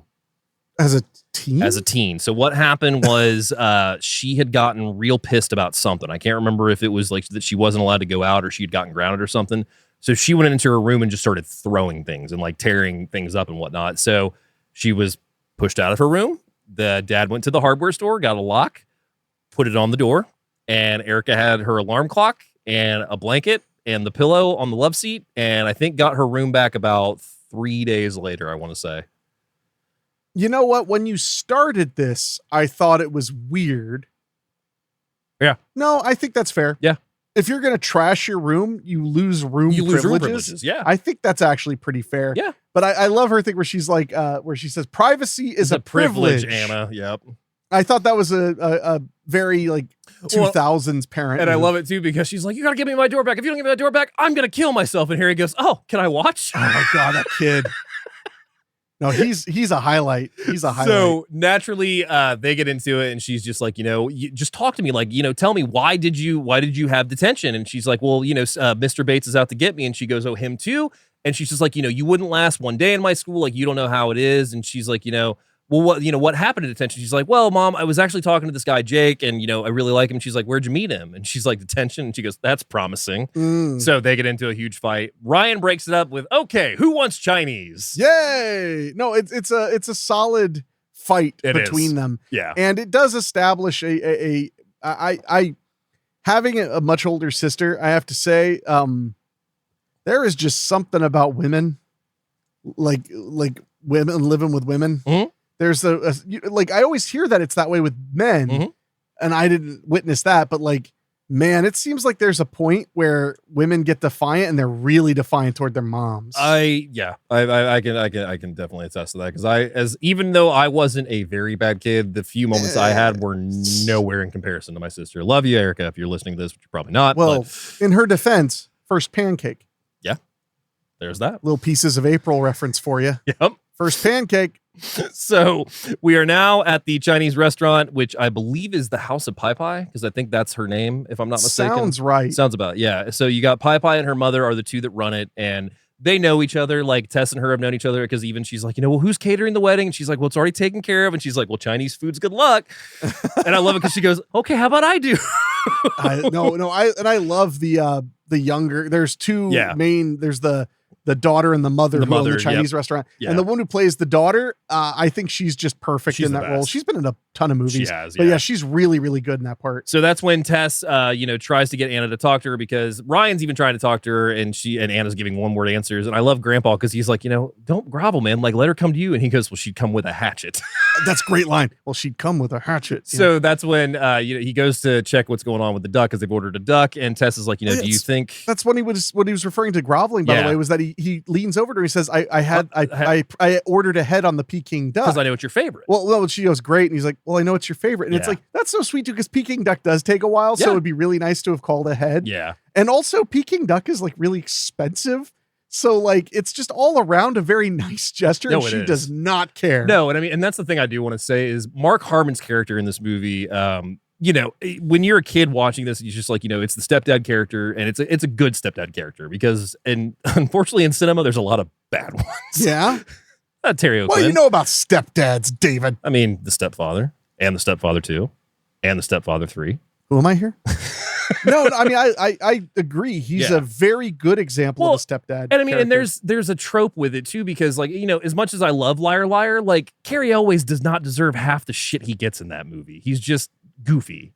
No, but he does kind of express a resentment towards the dad. But you know what? No, you're right, because the dad is a dick. Yeah. I need to rewatch that. Yeah. No, because you're right though, because I was like, well, he's pretty mean towards that. Yeah, but his dad is a total screw up until the end of the movie. Yeah. He never keeps his promises. He always disappoints the kid. And now I need to rewatch it because now I'm also doubting like how mean were they to him? I need to rewatch it. Well, it's like, I mean, okay, so we talked about Daddy's Home earlier. Daddy's Home is a great example too, because that's the whole story of that is him trying to make friends with these kids that aren't his because he's going to be the father now, but he's kind of the fuck up in their eyes. Yeah, well, and there's the it's a mixed family, not just a stepdad. There is that, yeah. Because that also plays a big part too when you bring kids into as it. well. Yeah. And or have a kid with, it gets even more complex. Yeah. I agree. No, but no, he's like a really good example. There have been a lot of mean stepdad characters, some really mean stepmother characters. Firstborn, Peter Weller is a piece of shit in that movie. Yeah. Yeah. And the stepfather really is the ultimate. Like, who is this person you've let into your home movie? Well, and as much as I'm not a fan of the remake, the fucking scene in the remake when that kid is playing the video game loudly and he literally goes up and like basically paralyzes him and turns the TV down. Like, that is intense. Well, there's a thing when it comes to this, take it from me, who's had a stepdad, had some, my mom had some boyfriends and stuff. There is a real tension about how much you can, what's the word? Not punish, but discipline. Discipline, yeah. A kid that's not yours. Yeah. Because, it really is like, you can't treat them like they're your kid. And if you make a wrong step, I mean, you need to make sure you're on the exact same page as the mother. And I'm sure it goes both ways, but yeah. And the only thing that we get with Ryan in this that I would say is a little questionable, which I mean, it's really not, but Harry and his friends have snuck some ice cream and he catches them with it. And he's just like, hey guys, you're going to spoil your dinner. And Harry goes, this stepdad thing can be easy or hard. Oh, I love that line. And Ryan goes, just don't let her catch you. Make sure your mom doesn't catch you. Yeah. No, but honestly, I think that it kind of makes it more clear how in it he is. He is, yeah. Because you're going to negotiate with kids. Well, and then he does it the second time too, because when Harry does the whole thing of "Can I watch?" His friends are standing there, and Ryan goes, and they're like, "Oh, go run!" No, it's good stuff. Yeah. So back at the Chinese restaurant. So yeah, Ryan goes off to look, and Tess is like, do you really think the whole like being easy is the way to get what you want? And Anna kissing ass is just like, you're right, Mom, and I'm gonna apologize to Stacy, and I'm gonna try really hard at school. What I'm saying is, I'll try, Mom. I'll really try. And she goes, what do you want? Yeah, solid. And she basically says, we have a show tomorrow. It's an audition. It's a great thing. She's like, oh, great. After the rehearsal. And she's like, kind of like during. During is instead of. And she goes, you mean technically? So then Tess is pissed. Yeah. So they go off to the side. She's like, I need to talk to you. And while this is happening, then they're having a little conversation. Pepe's mom notices. And even Pepe goes, oh, Mom, stay out of it. And the Pepe's mom is one of the highlights of this movie. It is, especially her little gag toward the end. So they're arguing, and she's like, you wouldn't last one day in my school. You don't understand how it is. And she's like, you think my life is perfect. Like they're doing the whole mother-daughter back and forth. And finally, Pepe's mom comes over and she goes, a cookie? And they're like, this isn't really the right time. And she's like, no, now's a good time. So she gives them the fortune cookies. They read them. And they're on other sides of a door. Other sides of the door. And they break their fortune apart, and all of a sudden an earthquake happens. Well, and they read the fortune, and it's the same fortune. Same fortune, which is a journey taken in another's eyes, something along the line. When what you see is what you lack, then selfless love will turn you back. I think you're right. And Anna goes, whatever. And then all of a sudden, like, an earthquake happens. And literally, like, they both feel it. They run back to their table. And, like, did you guys feel that? They're like, no, we didn't feel anything at all. And even Grandpa has the hilarious joke throughout the movie where he's just like, they said there was an earthquake. And he freaks out. Yeah. A journey soon begins, its prize reflected in another eyes. When what you see is what you lack, then selfless love will change you back. Yeah. So they've got that fortune out. The earthquake has happened, and Mark's like, or Ryan's like, you didn't feel that, and he's like, no, I don't think they did. And while this is all happening, they cut to Pepe's mom walking behind them, just with this grin on her face. Yeah. So we get to later that night. They're back at home. They're both in their beds. It turns into midnight, and we see both of them change their sleeping positions to the opposite of each other. Right. So you have Jamie Lee Curtis, who is like, laying like this with her arms folded and everything, and all of a sudden just rolls over like face down on her bed. Anna, who was laying face down, goes into her pose as well. Yeah, yeah. And I like the way they did the change, because even without seeing the original Freaky Friday, I know the thing where one of them's red and one's blue or red. Well, what's green, hilarious is her mom's smoking when they change. Like, literally, her mom's smoking a cigarette and Jodie Foster's eating ice cream when it happens. Well, that's a perfect thing too, because like the kid would just be like, blah, blah, blah, blah. She does. Yeah. Well, and that, that's not that offensive, because that's, suggesting smoking is gross. Yeah. Which is, probably true. It would be better than her going like, why do I feel so cool? So they wake up the next morning, and we're hearing Tess's voiceover, and we're hearing Jamie Lee Curtis's voice. She's like, I gotta get up, I gotta get the dry cleaning. And she wakes up and she's like, why am I in Anna's room? Goes through the whole thing of like feeling the hair. This isn't mine. That isn't mine. Feels her ass. That's definitely not mine. Like, really gives a grip on her own butt, and is just like, that's definitely not mine. So she starts screaming a little bit, and Harry comes in and he goes, Anna, Mom's dead. Oh no, that one killed me. So they run in because Mom is sleeping like a teenage girl, not responsive to any noise, any touching, anything. So will not get up. She's like, she's not dead. I'm breathing. I'm not dead. She's like, no, honey. She sees you called me honey. Yeah. And she trying to explain to her brother, well, I guess her son at this point, that she's just like, I'm maybe not feeling very well. Why don't you go eat breakfast? You can have some of Anna's cereal. Oh, cool. Oh, I mean, my cereal. Yeah. Is cool when he runs off. And this is the thing I wanted to tell you that I thought was really weird about this movie is as we introduced Jamie Lee as the mom, as the daughter and stuff, is I felt like Lindsay Lohan was actually at her worst playing the teen. No shit. I didn't think she was very believable. Okay. Which is a weird thing, because she was literally a teenager. Yeah. But I thought her playing an adult in mom a is teen's perfect. body, Yeah. she's so good. Yeah. Because that was my first thought. I was kind of like, I don't buy her as like the type of teen she's supposed to be. Yeah. But then the moment she becomes Jamie Lee, I was like, oh my God, she's like perfect. She's just like a friggin' mom. Yeah. It's so good. So naturally they both come to the realization of what's happened. And she's like, you're in my body. I'm in your body. Like, oh my God, I'm old. Oh, I'm like the Cryptkeeper. I remember that because that was in every ad. Every trailer had I'm like that. the Cryptkeeper. I'm like the Cryptkeeper. It's solid. So they decide that they're going to try to run at each other. They're going to jolt at each other and see if that will help. I love that they both thought that was a good idea. And not only that, though, but like she went like a jolt and they immediately know what the other meant. They go to the sides to run into each other. Yep. But what I love about that, speaking of the random slapstick, is they run, and as they hit, the little brother's just Harry. in the doorway, and he just sees them slamming. He's like, Mom, can I? That was another one that was in a lot of the advertisements too, because it was a shot of him, and you just see them out of focus, like hitting the ground. What I love, because they're like, that was stupid, and then they were like, oh, Harry, and he's and then Jamie Lee Curtis is like, what do you want, punk? Because it's Anna. Yeah. No, it's such a great reveal. So yeah, they decide that like they have to figure out what they're gonna do. Where did this happen at? It had to have happened at the restaurant. So Anna has to go to school and Tess has to go to work. So they're gonna go about their days and try to do each other's schedules, meet up at lunchtime to go to the restaurant, see what they can find out. And hopefully learn nothing. God willing. So this gets even more intense at this point, though, because now they have to go downstairs and see if they're the only ones that it's experienced to. So they see that Harry is Grandpa's grandpa, because Harry's trying to get the milk from Grandpa, and he's like, Grandpa, pass the milk, and starts shaking the table. So then Grandpa says earthquake again, goes running out of the house right as Ryan comes in. And I love it because Lindsay Lohan goes, honey, because it's Tess inside of Lindsay Lohan's body at this point. And he's like, all right, I'll drive you to school.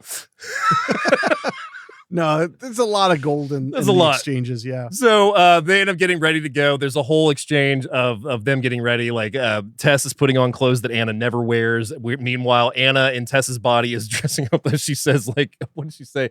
My clients are not gonna get advice some stripper. I'm gonna change. Good luck changing without a door. Yeah. That's a great line. Well, too. and also, you pierced your navel? Yeah, I was gonna tell you about that. Oh yeah. Finds that. So eventually they're on their way to school, and that's when they're trying to keep appearances up. Ryan's trying to hold Tess's hand, and she's making comments about how, yeah, it's so great, crazy for getting married. It really got over my husband really quick, and they end up stopping the car.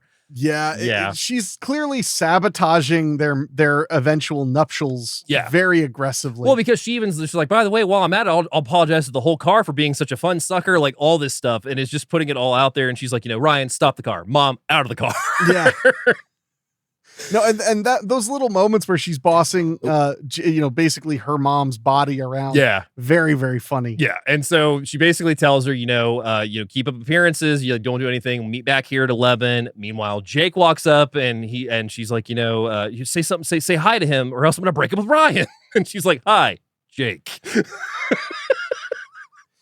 My God, yeah. So it leads to a whole thing of Tess in Anna's body tries to go make friends with Stacy, goes up and gives her a hug. Stacy gives her a wedgie and pushes her over, and so her friends save her, and she's just like, I can't believe Stacy did that. I'm going to be talking to her mother. Meanwhile, while this is happening, Anna, as Tess gets back into the car, and Ryan goes, all right, so where's Harry's school? And she's like, oh, he can walk from here. It's $20. Fresh air will do you good. But what about bullies? Run fast. So Ryan is just like, Tess, it's no big deal. And she's like, whatever. And so turns on the radio. So they go about their day then. Man. Yeah. Yeah. Oh, it's so good. So yeah, so this leads into Anna ends up going to the excuse me. Anna is going about her day with class, talking to her friends. Tess starts going about her day, but also realizes that while she's walking past a window on her way to work, that she can also have access to Tess's credit cards and money. Oh, yeah. And gets a full-on makeover. And gets her friggin' cartilage pierced. Gets her cartilage pierced. Ugh. Well, and also you've got Ryan asking her, so do you need a ride from work? Are you going to pick up the Volvo? And Anna goes, oh, I'll definitely be picking up the Volvo. Yeah. Oh, yeah. So this leads to Anna talking to Jake and basically saying, that she appreciates, but like, you're much too old for me. Walks him off, has the whole thing happen with Stacy and her friends. She has to basically confess to them that, she said, no, I can't go to the audition because it's a rehearsal dinner. And they're like, well, she's totally ruining your life. And she's like, you're the culprit. You're the culprit. So yeah, she basically tries to explain that, it's a whole thing and that, you have some respect because Tess is literally trying to defend her own wedding at this point to Anna's friends. Yes. And by the way, telling Jake all that stuff was just negging him. Now he's just more curious than ever. So by this point, then Anna ends up going into the office, and that is when 2 seconds here, I lost my place. This guy, I know. writing things down. I know it's because it's confusing because it's Anna and Tess, and so they've swapped bodies. I got to make sure I'm saying the right thing. Oh boy, here we go. So that is when Evan is the patient who is there at the office, but she gets there and there's so many calls waiting for her. Well, and she calls Evan the wrong name. Yeah.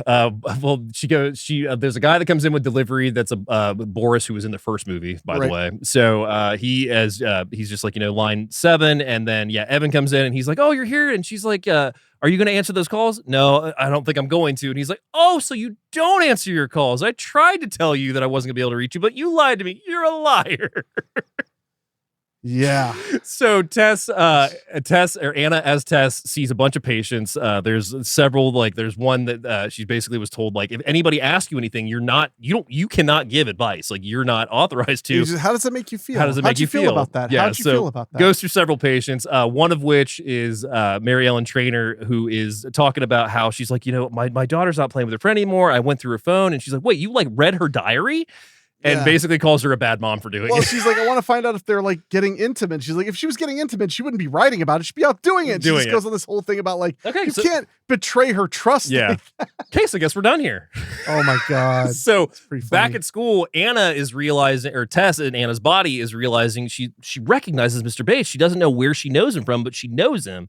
And he decides to give the class a pop quiz, and they're all going to be graded on the answer that they provide when he asks one question. And Tess, being a college graduate with Hamlet, gives a really good response to the central like plot elements of Hamlet. And he's like, that's reaching, F. And she's like, what do you mean F? And he's like, F.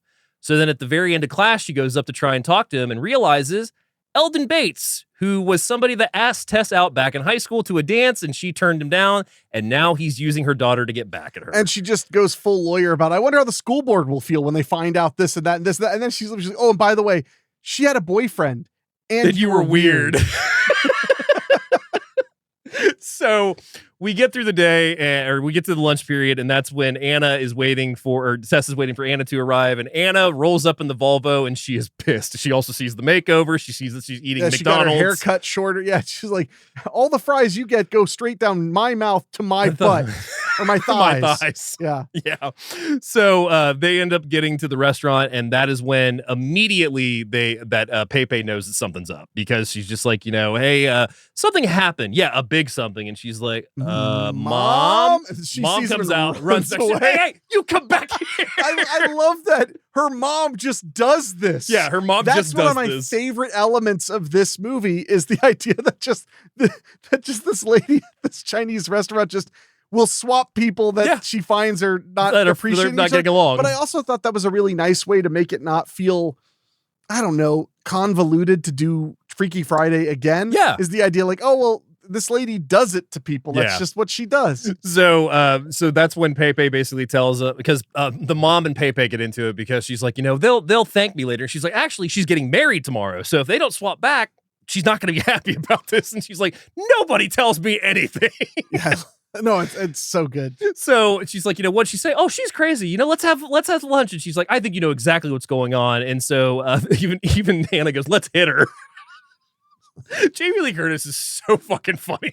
Oh yeah, no, I mean, she's got that teenage girl energy going so hard. So that's when Pepe basically tells him, follow the fortune. When everything is met with the fortune, you'll swap back, and so go find the fortune, and that's what they can do. So they leave the restaurant, and Anna's stressing out in Tessa's body. She's just like, I don't want to marry Ryan. Like, this is not what I want. I want everybody to go back how it is.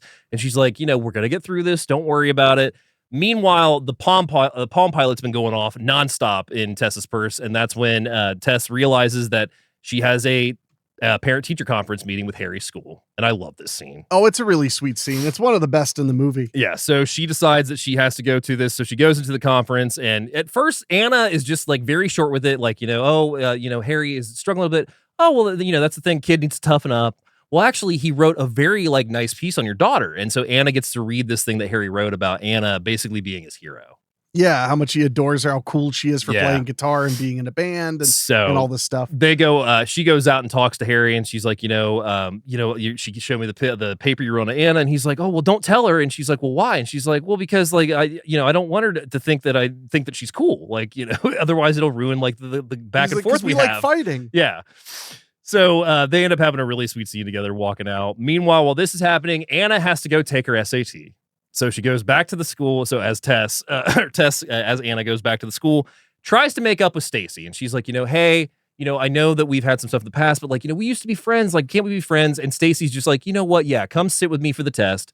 Meanwhile, were they the SATs? It's something like that. It's like some kind of standardized test. I would say SATs is a thing you don't do during school hours. Yeah, it's just a standardized test. I don't know what specific SATs are like a big deal. Yeah, this is it. This is a placement test. It's a college placement. It's a placement test. Oh, yeah. I didn't think you did that during school hours. It's a movie. I mean, fair enough. I didn't realize it was the SATs. Yeah, it's a placement test of some kind. So yeah, she ends up sitting next to Stacy.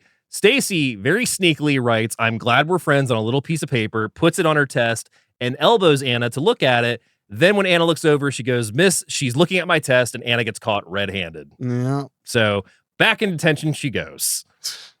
Well, and at first she had tried to patch things over with her as well. Yeah, she had been like, I want to, everything along with that. So yeah, this ends up going into Anna going back home with Tess trying to find the fortune, but Ryan surprises her because he's got something up his sleeve and they have to go right now, which ends up being that he takes her to the Dottie Wildson show because she is going to be a guest on a talk show because they had a cancellation. So that means that Anna is going to have to talk about Tess's book that she knows nothing about. Yeah. And I love this scene because, so while this is going on, Tess back and Anna sneaks out of detention, catches up with Jake, and Jake is like, hey, cheater. And she's like, oh, I didn't do that. Stacy did this. And he's like, hey, whatever happens. And she's like, well, if you're so great, why are you always in detention? And he's like, I'm not in detention. I work here. And she's like, not buying it at first. And he's like, well, what if I told you I could help you finish your test? Because when she got caught, they took her test away and sent her to detention. Right. So he takes her into the teacher's lounge. They sneak into the test room and helps her finish her test. Meanwhile, while she's doing that, she also finishes her test and finds Stacy's test, erases all of Stacy's answers and writes, I'm a moron, or I'm stupid. Yeah, I am stupid on it. Yeah, I'm sorry to be stickler. I don't think that was the SATs. It's a standardized test of some kind. Oh, no, it was definitely some exam. Yeah, it's some kind of placement exam because that's what Mr. Bates makes a big deal about. Yeah, because I feel because SATs, there's like massive amounts of prep and stuff like that. And they're typically on Saturday mornings. So I've taken my SATs. Yeah, I that's all. I was just saying because the reason I wanted to delineate is if she had sabotaged a girl's SATs, that's like really, really dark. No, it's still pretty bad. Because that could like cost you a ton of money and a ton of yeah. I mean, woof. I mean, it could have been a practice test. It's hard to say. I mean, like I said, he says it in the movie. I'm not sure exactly. I'm checking my notes right now to see if there's anything specific. All I see is school exam. Are you on Wikipedia? Just on Google. Oh, okay. So, I mean, I don't think it matters that much. It's just, I don't think it would be an SAT because that's a much bigger deal. Yeah, just some kind of standardized test. Okay.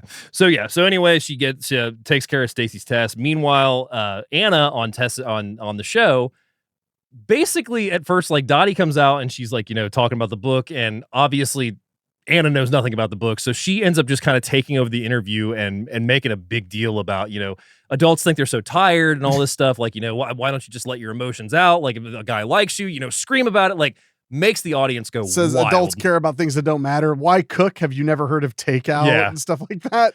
And I mean, the show just goes off the rails. Meanwhile, Tess is seeing this because she's in the teacher's lounge where they're watching it on TV. Well, it's also important to point out that her appearance on this popular TV show to promote it was a surprise from her Ryan. fiance. Yeah.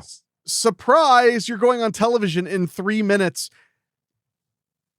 I don't know that she would have loved that in general. You'd think it'd be like, oh, I could have like done my hair. Thanks, pal. Jesus. So she wins over the crowd. So that like Anna or Tess is seeing this and she's like, I'm going to kill her. So she goes out with Ryan or with Jake to try and get a ride. And he's like, what? I got to get to my second job. You're not who I thought you were. Like he's not really loving this side of Anna that he's seeing because he doesn't know that they've swatched bodies, obviously. Yeah, I mean, assuming, yeah. So he rides off without her, and Tess is frustrated. Meanwhile, back at the studio, Ryan's like, "Hey, is Tess coming out soon?" He's like, "Dottie had her escorted off the premises, but she rocks, doesn't she? Look, she signed my butt." Yeah, he just pulls his pants down a little bit. I love she signs his butt. Signs his butt. So Jake rides off without Tess, leaving her there. Meanwhile, Anna, as Tess goes to the coffee shop where Jake just so happens to work.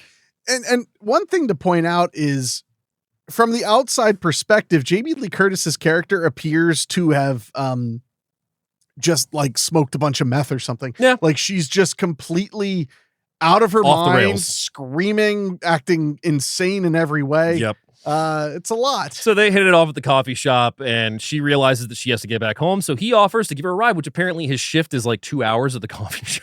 Well, he is in high school. He is in high school. There is that. So he ends up giving her a ride back on the bike, but Ryan sees them as they're driving on the street. And she's like holding on to him like a teenage girl. She's just acting so silly. And of course he rolls down the window. He's like, Tess, and rides off. Yeah. So meanwhile, Tess's Anna gets back home and Harry is acting like his mom on the table at the talk show going, woo! What a, wow. I mean, it gets off the rails so fast. It does. Incredibly fast. So Anna eventually gets home, and Tess is scolding her, like, where have you been, young lady? Tell me what's going on right now. And Grandpa's like, young lady. And she's like, oh, it was her idea, reverse roles. So they go upstairs. They're getting ready for the rehearsal dinner. Meanwhile, Ryan comes home and he's like, Tess, like, what the hell is going on? Like, is there something that you like have to like get out of your system? Like, like, why were you on the back of this guy's bike? And Tess speaks up and she's like, actually, mom was feeling out a guy for me because I wasn't allowed to go on a date with him. So she wanted to go see what he was like. And she actually does approve of him. And we kind of skipped over the point where he seems to be falling in love with Tess. Well, we haven't got there yet. Oh, really? No. I thought that was at the coffee shop. They hit it off well, but this is where he's literally outside the house. But they were like gazing in each other's eyes, and then it dawned on her that she was in her mother's body. Yeah, hit me, baby, one more time, and talking about music and all this stuff. I thought that was the big romance moment. I don't know until to say anything. Right here is I was gonna say. So they're getting ready to go to the rehearsal dinner, and outside, Tess hears Jake singing "Hit Me, Baby, One More Time" at the top of his lungs at the house. So naturally, she goes outside, ends up tackling him before anybody sees him because they're all getting in the car ready to go to the rehearsal dinner. And she's like, you got to stay away from my mom. Like, you're my age group. Like, you and I should be together. My mom is getting married. Like, you can't be with her. And he's like, but your mom's so cool. So Tess's Anna tries to kiss him to try and persuade him. But he's like, Anna, like, I appreciate you, but like, no, like, leave my mom alone. Yeah. No, it's a strange turn, but also, I mean, it feels weird, but it's meant, the whole point is to suggest that in reality, the personality of the daughter is who he's actually into. Yeah. That's kind of the point, is that like, no matter what the body, he like, still likes that person. Anna. Yeah. So we get to the rehearsal dinner, and Anna and Tess are trying to keep appearances up. Meanwhile, Anna's friends from Pink Slip crash the rehearsal dinner, trying to get her to go because they're a block away from the House of Blues. If she comes and does the song, they can bring her right back and everything's good. Tess is refusing as Anna, and that's when they pull out a roll of duct tape, and she's like, Anna, don't make me do this. I love that part too. Yeah, the band are so like questionable in their morality, and I love it. So also while this is occurring, Jake has also crashed the rehearsal dinner. Of course. And once again gets picked up by Anna as Tess this time. And she's like, what are you doing here? If Ryan sees you, you're going to ruin everything. And he's like, well, I just like you. And she's like, no, like, you like Anna. Like, I'm getting married. You can't like me. Meanwhile, Ryan realizes that Anna's friends have crashed, and this leads into a whole thing of Tess as Anna, trying to basically be like, I know you think it's some stupid rock band, and like, blah, blah, blah. And Ryan straight up goes, oh, it's so sweet. I love this. Yeah. Ryan straight up goes, no, what are you doing? Like, go. And she's like, are you sure? And he's like, no, go to your gig. Well, no, he gives it's bigger than that, though. I mean, that's to her. Well, because then Tess as Anna tries to go talk to him, and that's when he's like, he basically says, I don't think of it as some stupid rock band. I don't think of Anna as like, just some kid that comes with the package. It's like, I know you have kids and I want to be a father to them too, but I want her to like me for me. I don't want to make anything out of it. He also gives this whole thing that really kind of like blew my mind about like, I knew when I came in that you came with these kids. Yeah. And I love that. And I knew that they came first because they should. He was like, I know that you're going to come for them first. They will always come first. And that's the way it should be. Like, he's very, very understanding about the whole concept of her motherhood. And it really tells you like everything you need to know about him. And we should say too, before this, we kind of skipped over it, that Anna and Tess had a whole conversation before they went to the rehearsal dinner, because Anna as Tess is just like, I don't, what happens tomorrow? Like, I don't really want to marry Ryan. And she's like, well, I don't think you want me to marry Ryan. And she's like, we never talked about this. Time's running out. And you just see that there's still resistance there. Oh, sure. She still hasn't gotten over the fact that it's been like 2-3 years since she lost her dad and everything. Yeah. So this leads to a whole show at the House of Blues. So Pink Slip is on the stage, and Tess as Anna is just like, I don't know if I can do this. Like, the rocking may be a little low tonight. Meanwhile, Anna gets there in Tess's body, and she ends up reversing the amp so that Tess just has to go out there as Anna and just fake it. Yeah. And as she's standing there, eventually the solo starts, and we pan over and see Jamie Lee is just playing the guitar. Grinding out that guitar. It's pretty sweet. It's a pretty sweet little moment. So they went over the House of Blues. Everybody goes crazy. Even Jake is there, and he loves the show and everything. So everybody's won over. They get back to the rehearsal dinner because they find out that they probably have gotten the gig. And that's when Tess tells Anna that she wants her to tell Ryan that she needs more time, that they're going to have to postpone the wedding, and that, she wants her to be ready for it. They need some time to figure this out. And Anna goes, I know what to do. So she goes over to Ryan. Ryan stands up, and she's like, I think you need to sit down for this. and gives this beautiful speech. Basically has everybody's attention on it and says, about 2 years ago, we lost somebody, and, I know for a fact that he can't replace that, but the fact that he's trying to, and, a very heartfelt reasoning from Anna at this point. Doesn't say he's trying to, by the way. She basically there's says a lot that there's room for a new family, and a different thing, as opposed to just trying to replace our dad. And it's a really sweet, very sweet, really sweet scene where it pretty much establishes that that she finally understands where her mother is coming from. Which I suppose is the point of the film. And says the whole thing about how, when Ryan came into her life, we saw our mother become happy again and all this stuff. And again, this is Tess's body is saying this, but it's Anna that's saying it. So it's a huge thing of approval, and ends up being the thing that is what causes them to swap back. So we get a little earthquake. We do get a little earthquake. And bada bing, bada boom. Yep. And that is when Ryan stands up to Tess and he goes, "What the hell just happened?" And she goes, "You don't even want to know." They kiss and we're at the wedding. Yep. And we forgot, it was very quick, but we forgot there was a part where they called, she said, "Halibut, that's disgusting." Yeah. And she basically canceled the caterer. Yeah. She's like, I'm canceling. Yeah. So now the catering is being handled by the Chinese restaurant. Yep. So they everybody's dancing at the wedding. Jake and Anna even make up, and she's like, he even says yesterday was freaky.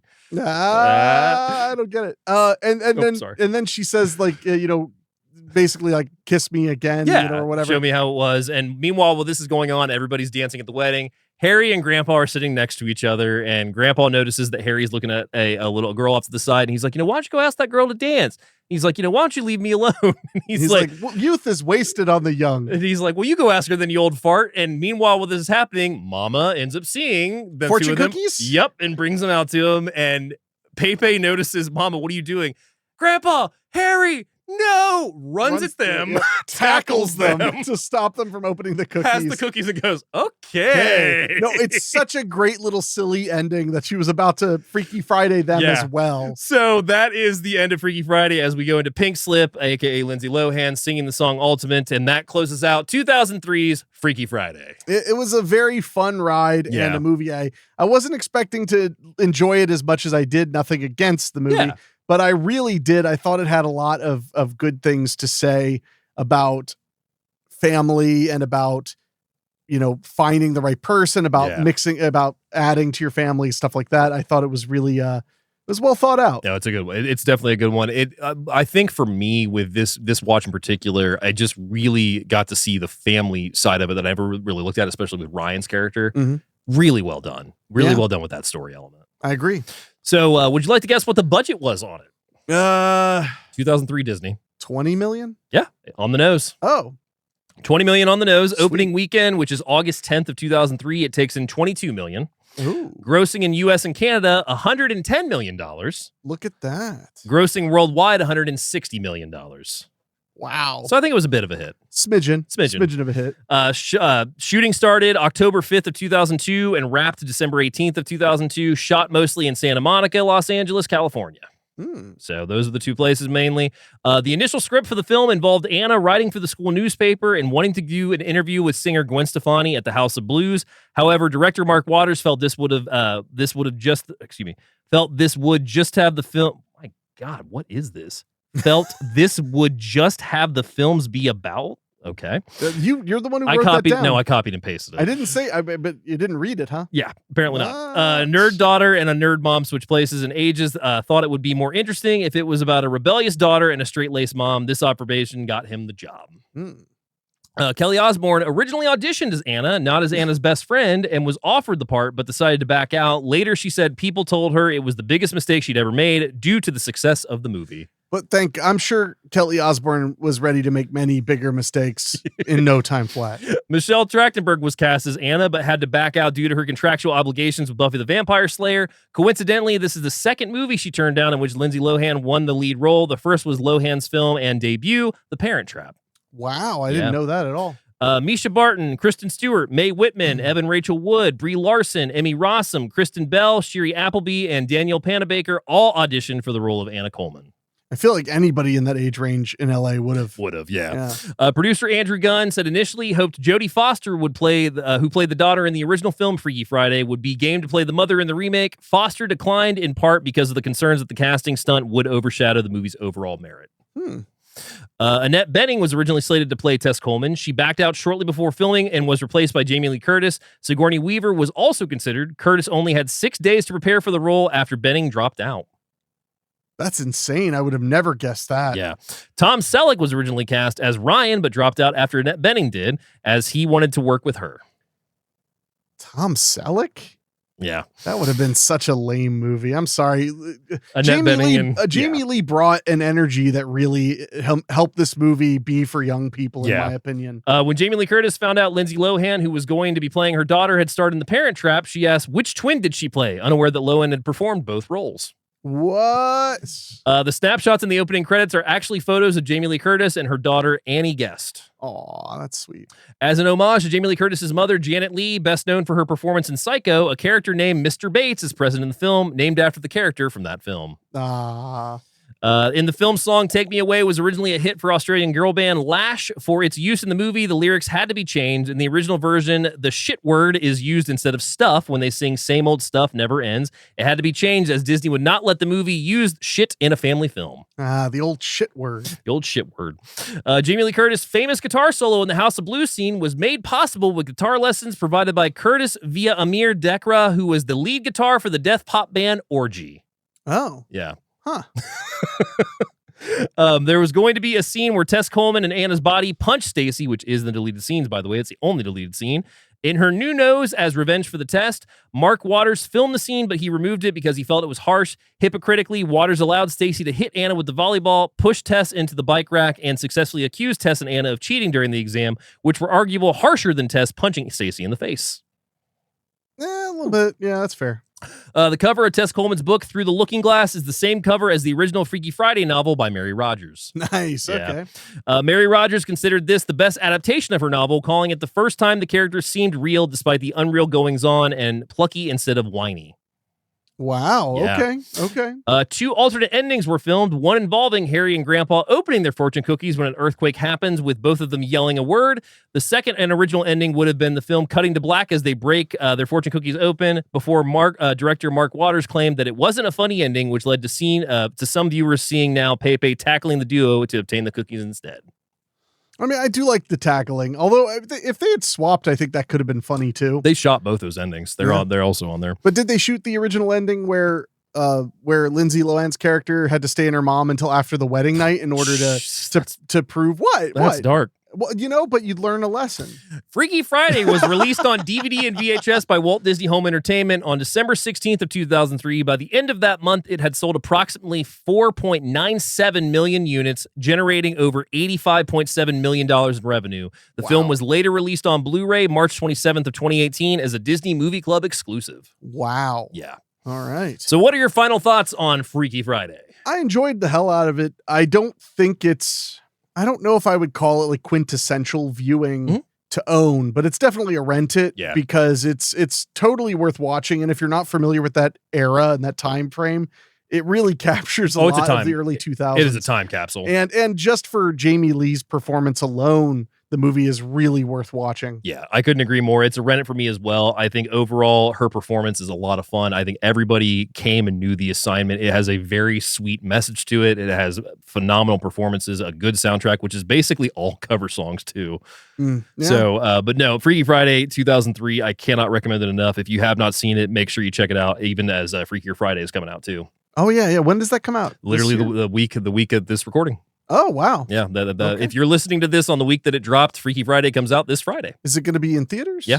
Oh, wow. I didn't even hear about that. I mean, I heard that it was being made. Yeah. I honestly thought the first time I saw a poster, I thought it was fake. Fake. I know. So, believe me. That's interesting. So always like to end the show with a couple of recommendations. The first one I have this week is 1998's The Parent Trap, currently on Disney Plus and rentable through Prime and Vudu. Identical twins, Annie and Hallie, separated at birth and each raised by their own biological parents, discover each other for the first time at a summer camp and make a plan to bring their wayward parents back together. Aww. It's a really good movie. Yeah, everybody loves The Parent Trap. And I'm going to go with another body swap comedy, this one with a little bit of a horror element from 2020, Freaky, currently rentable on Prime and Fandango. After swapping bodies bodies with a deranged serial killer, a high school senior discovers that she had fewer than 24 hours before the change becomes permanent. That's a pretty fun Freaky movie. is fun. It's a really fun movie. It's a lot of good fun. So I actually had to think about this for a while, and I had a few different ideas, but then I realized that this is the one I really think is worth revisiting or visiting for the first time if you've just watched Freaky Friday. And it would be 1988's Big.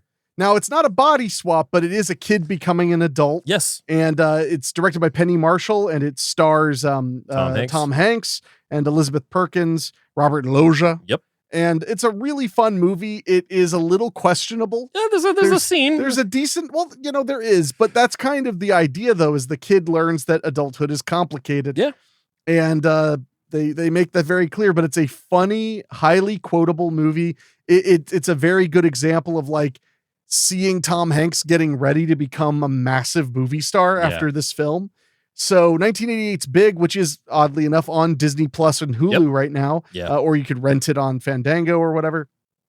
But 1988's Big, I think it would be a great double feature with Freaky Friday. Solid suggestion. So do we have any emails this week? I don't know. Yeah, we do. Okay. You don't have to talk a bunch of shit. Too late. Let's see. So we want to remind you that you can email us at doyouevenmoviepod@gmail.com. We even have another email since I checked last. Ooh. That's doyouevenmoviepod@gmail.com. We love hearing from you guys. This first one from our buddy Jake. The subject line, heist movies. Okay. Hey guys, once again, another great episode on Point Break. Yes. I really enjoy the movie, and hearing your thoughts on it was fun to hear about, as well as the trivia, like Patrick Swayze being an avid skydiver. Heist movies are some of my favorite subgenre of films, and I'm wondering what some of your favorites are. I personally really love The Italian Job, the 69 and 03 version, and Heat, to name a couple. Yeah. Keep up the great work. Looking forward to August. Best wishes, Jake. Heist movies. Yeah. One of my all-time favorites that I just recently saw about a couple years ago, missed it in theaters, and I'm kind of sad about it, but I love Wrath of Man with Jason Statham. Oh, yeah, that's that is a phenomenal one. Along with that, I will also give one. I need to revisit it. It's been a while. I think, honestly, I haven't seen it since you and I saw it in theaters, but I really liked Hell or High Water. That was going to be mine, you prick. I'm sorry. Oh, it's fine. You're a jerk. No, Hell or High Water was really good. I recently when James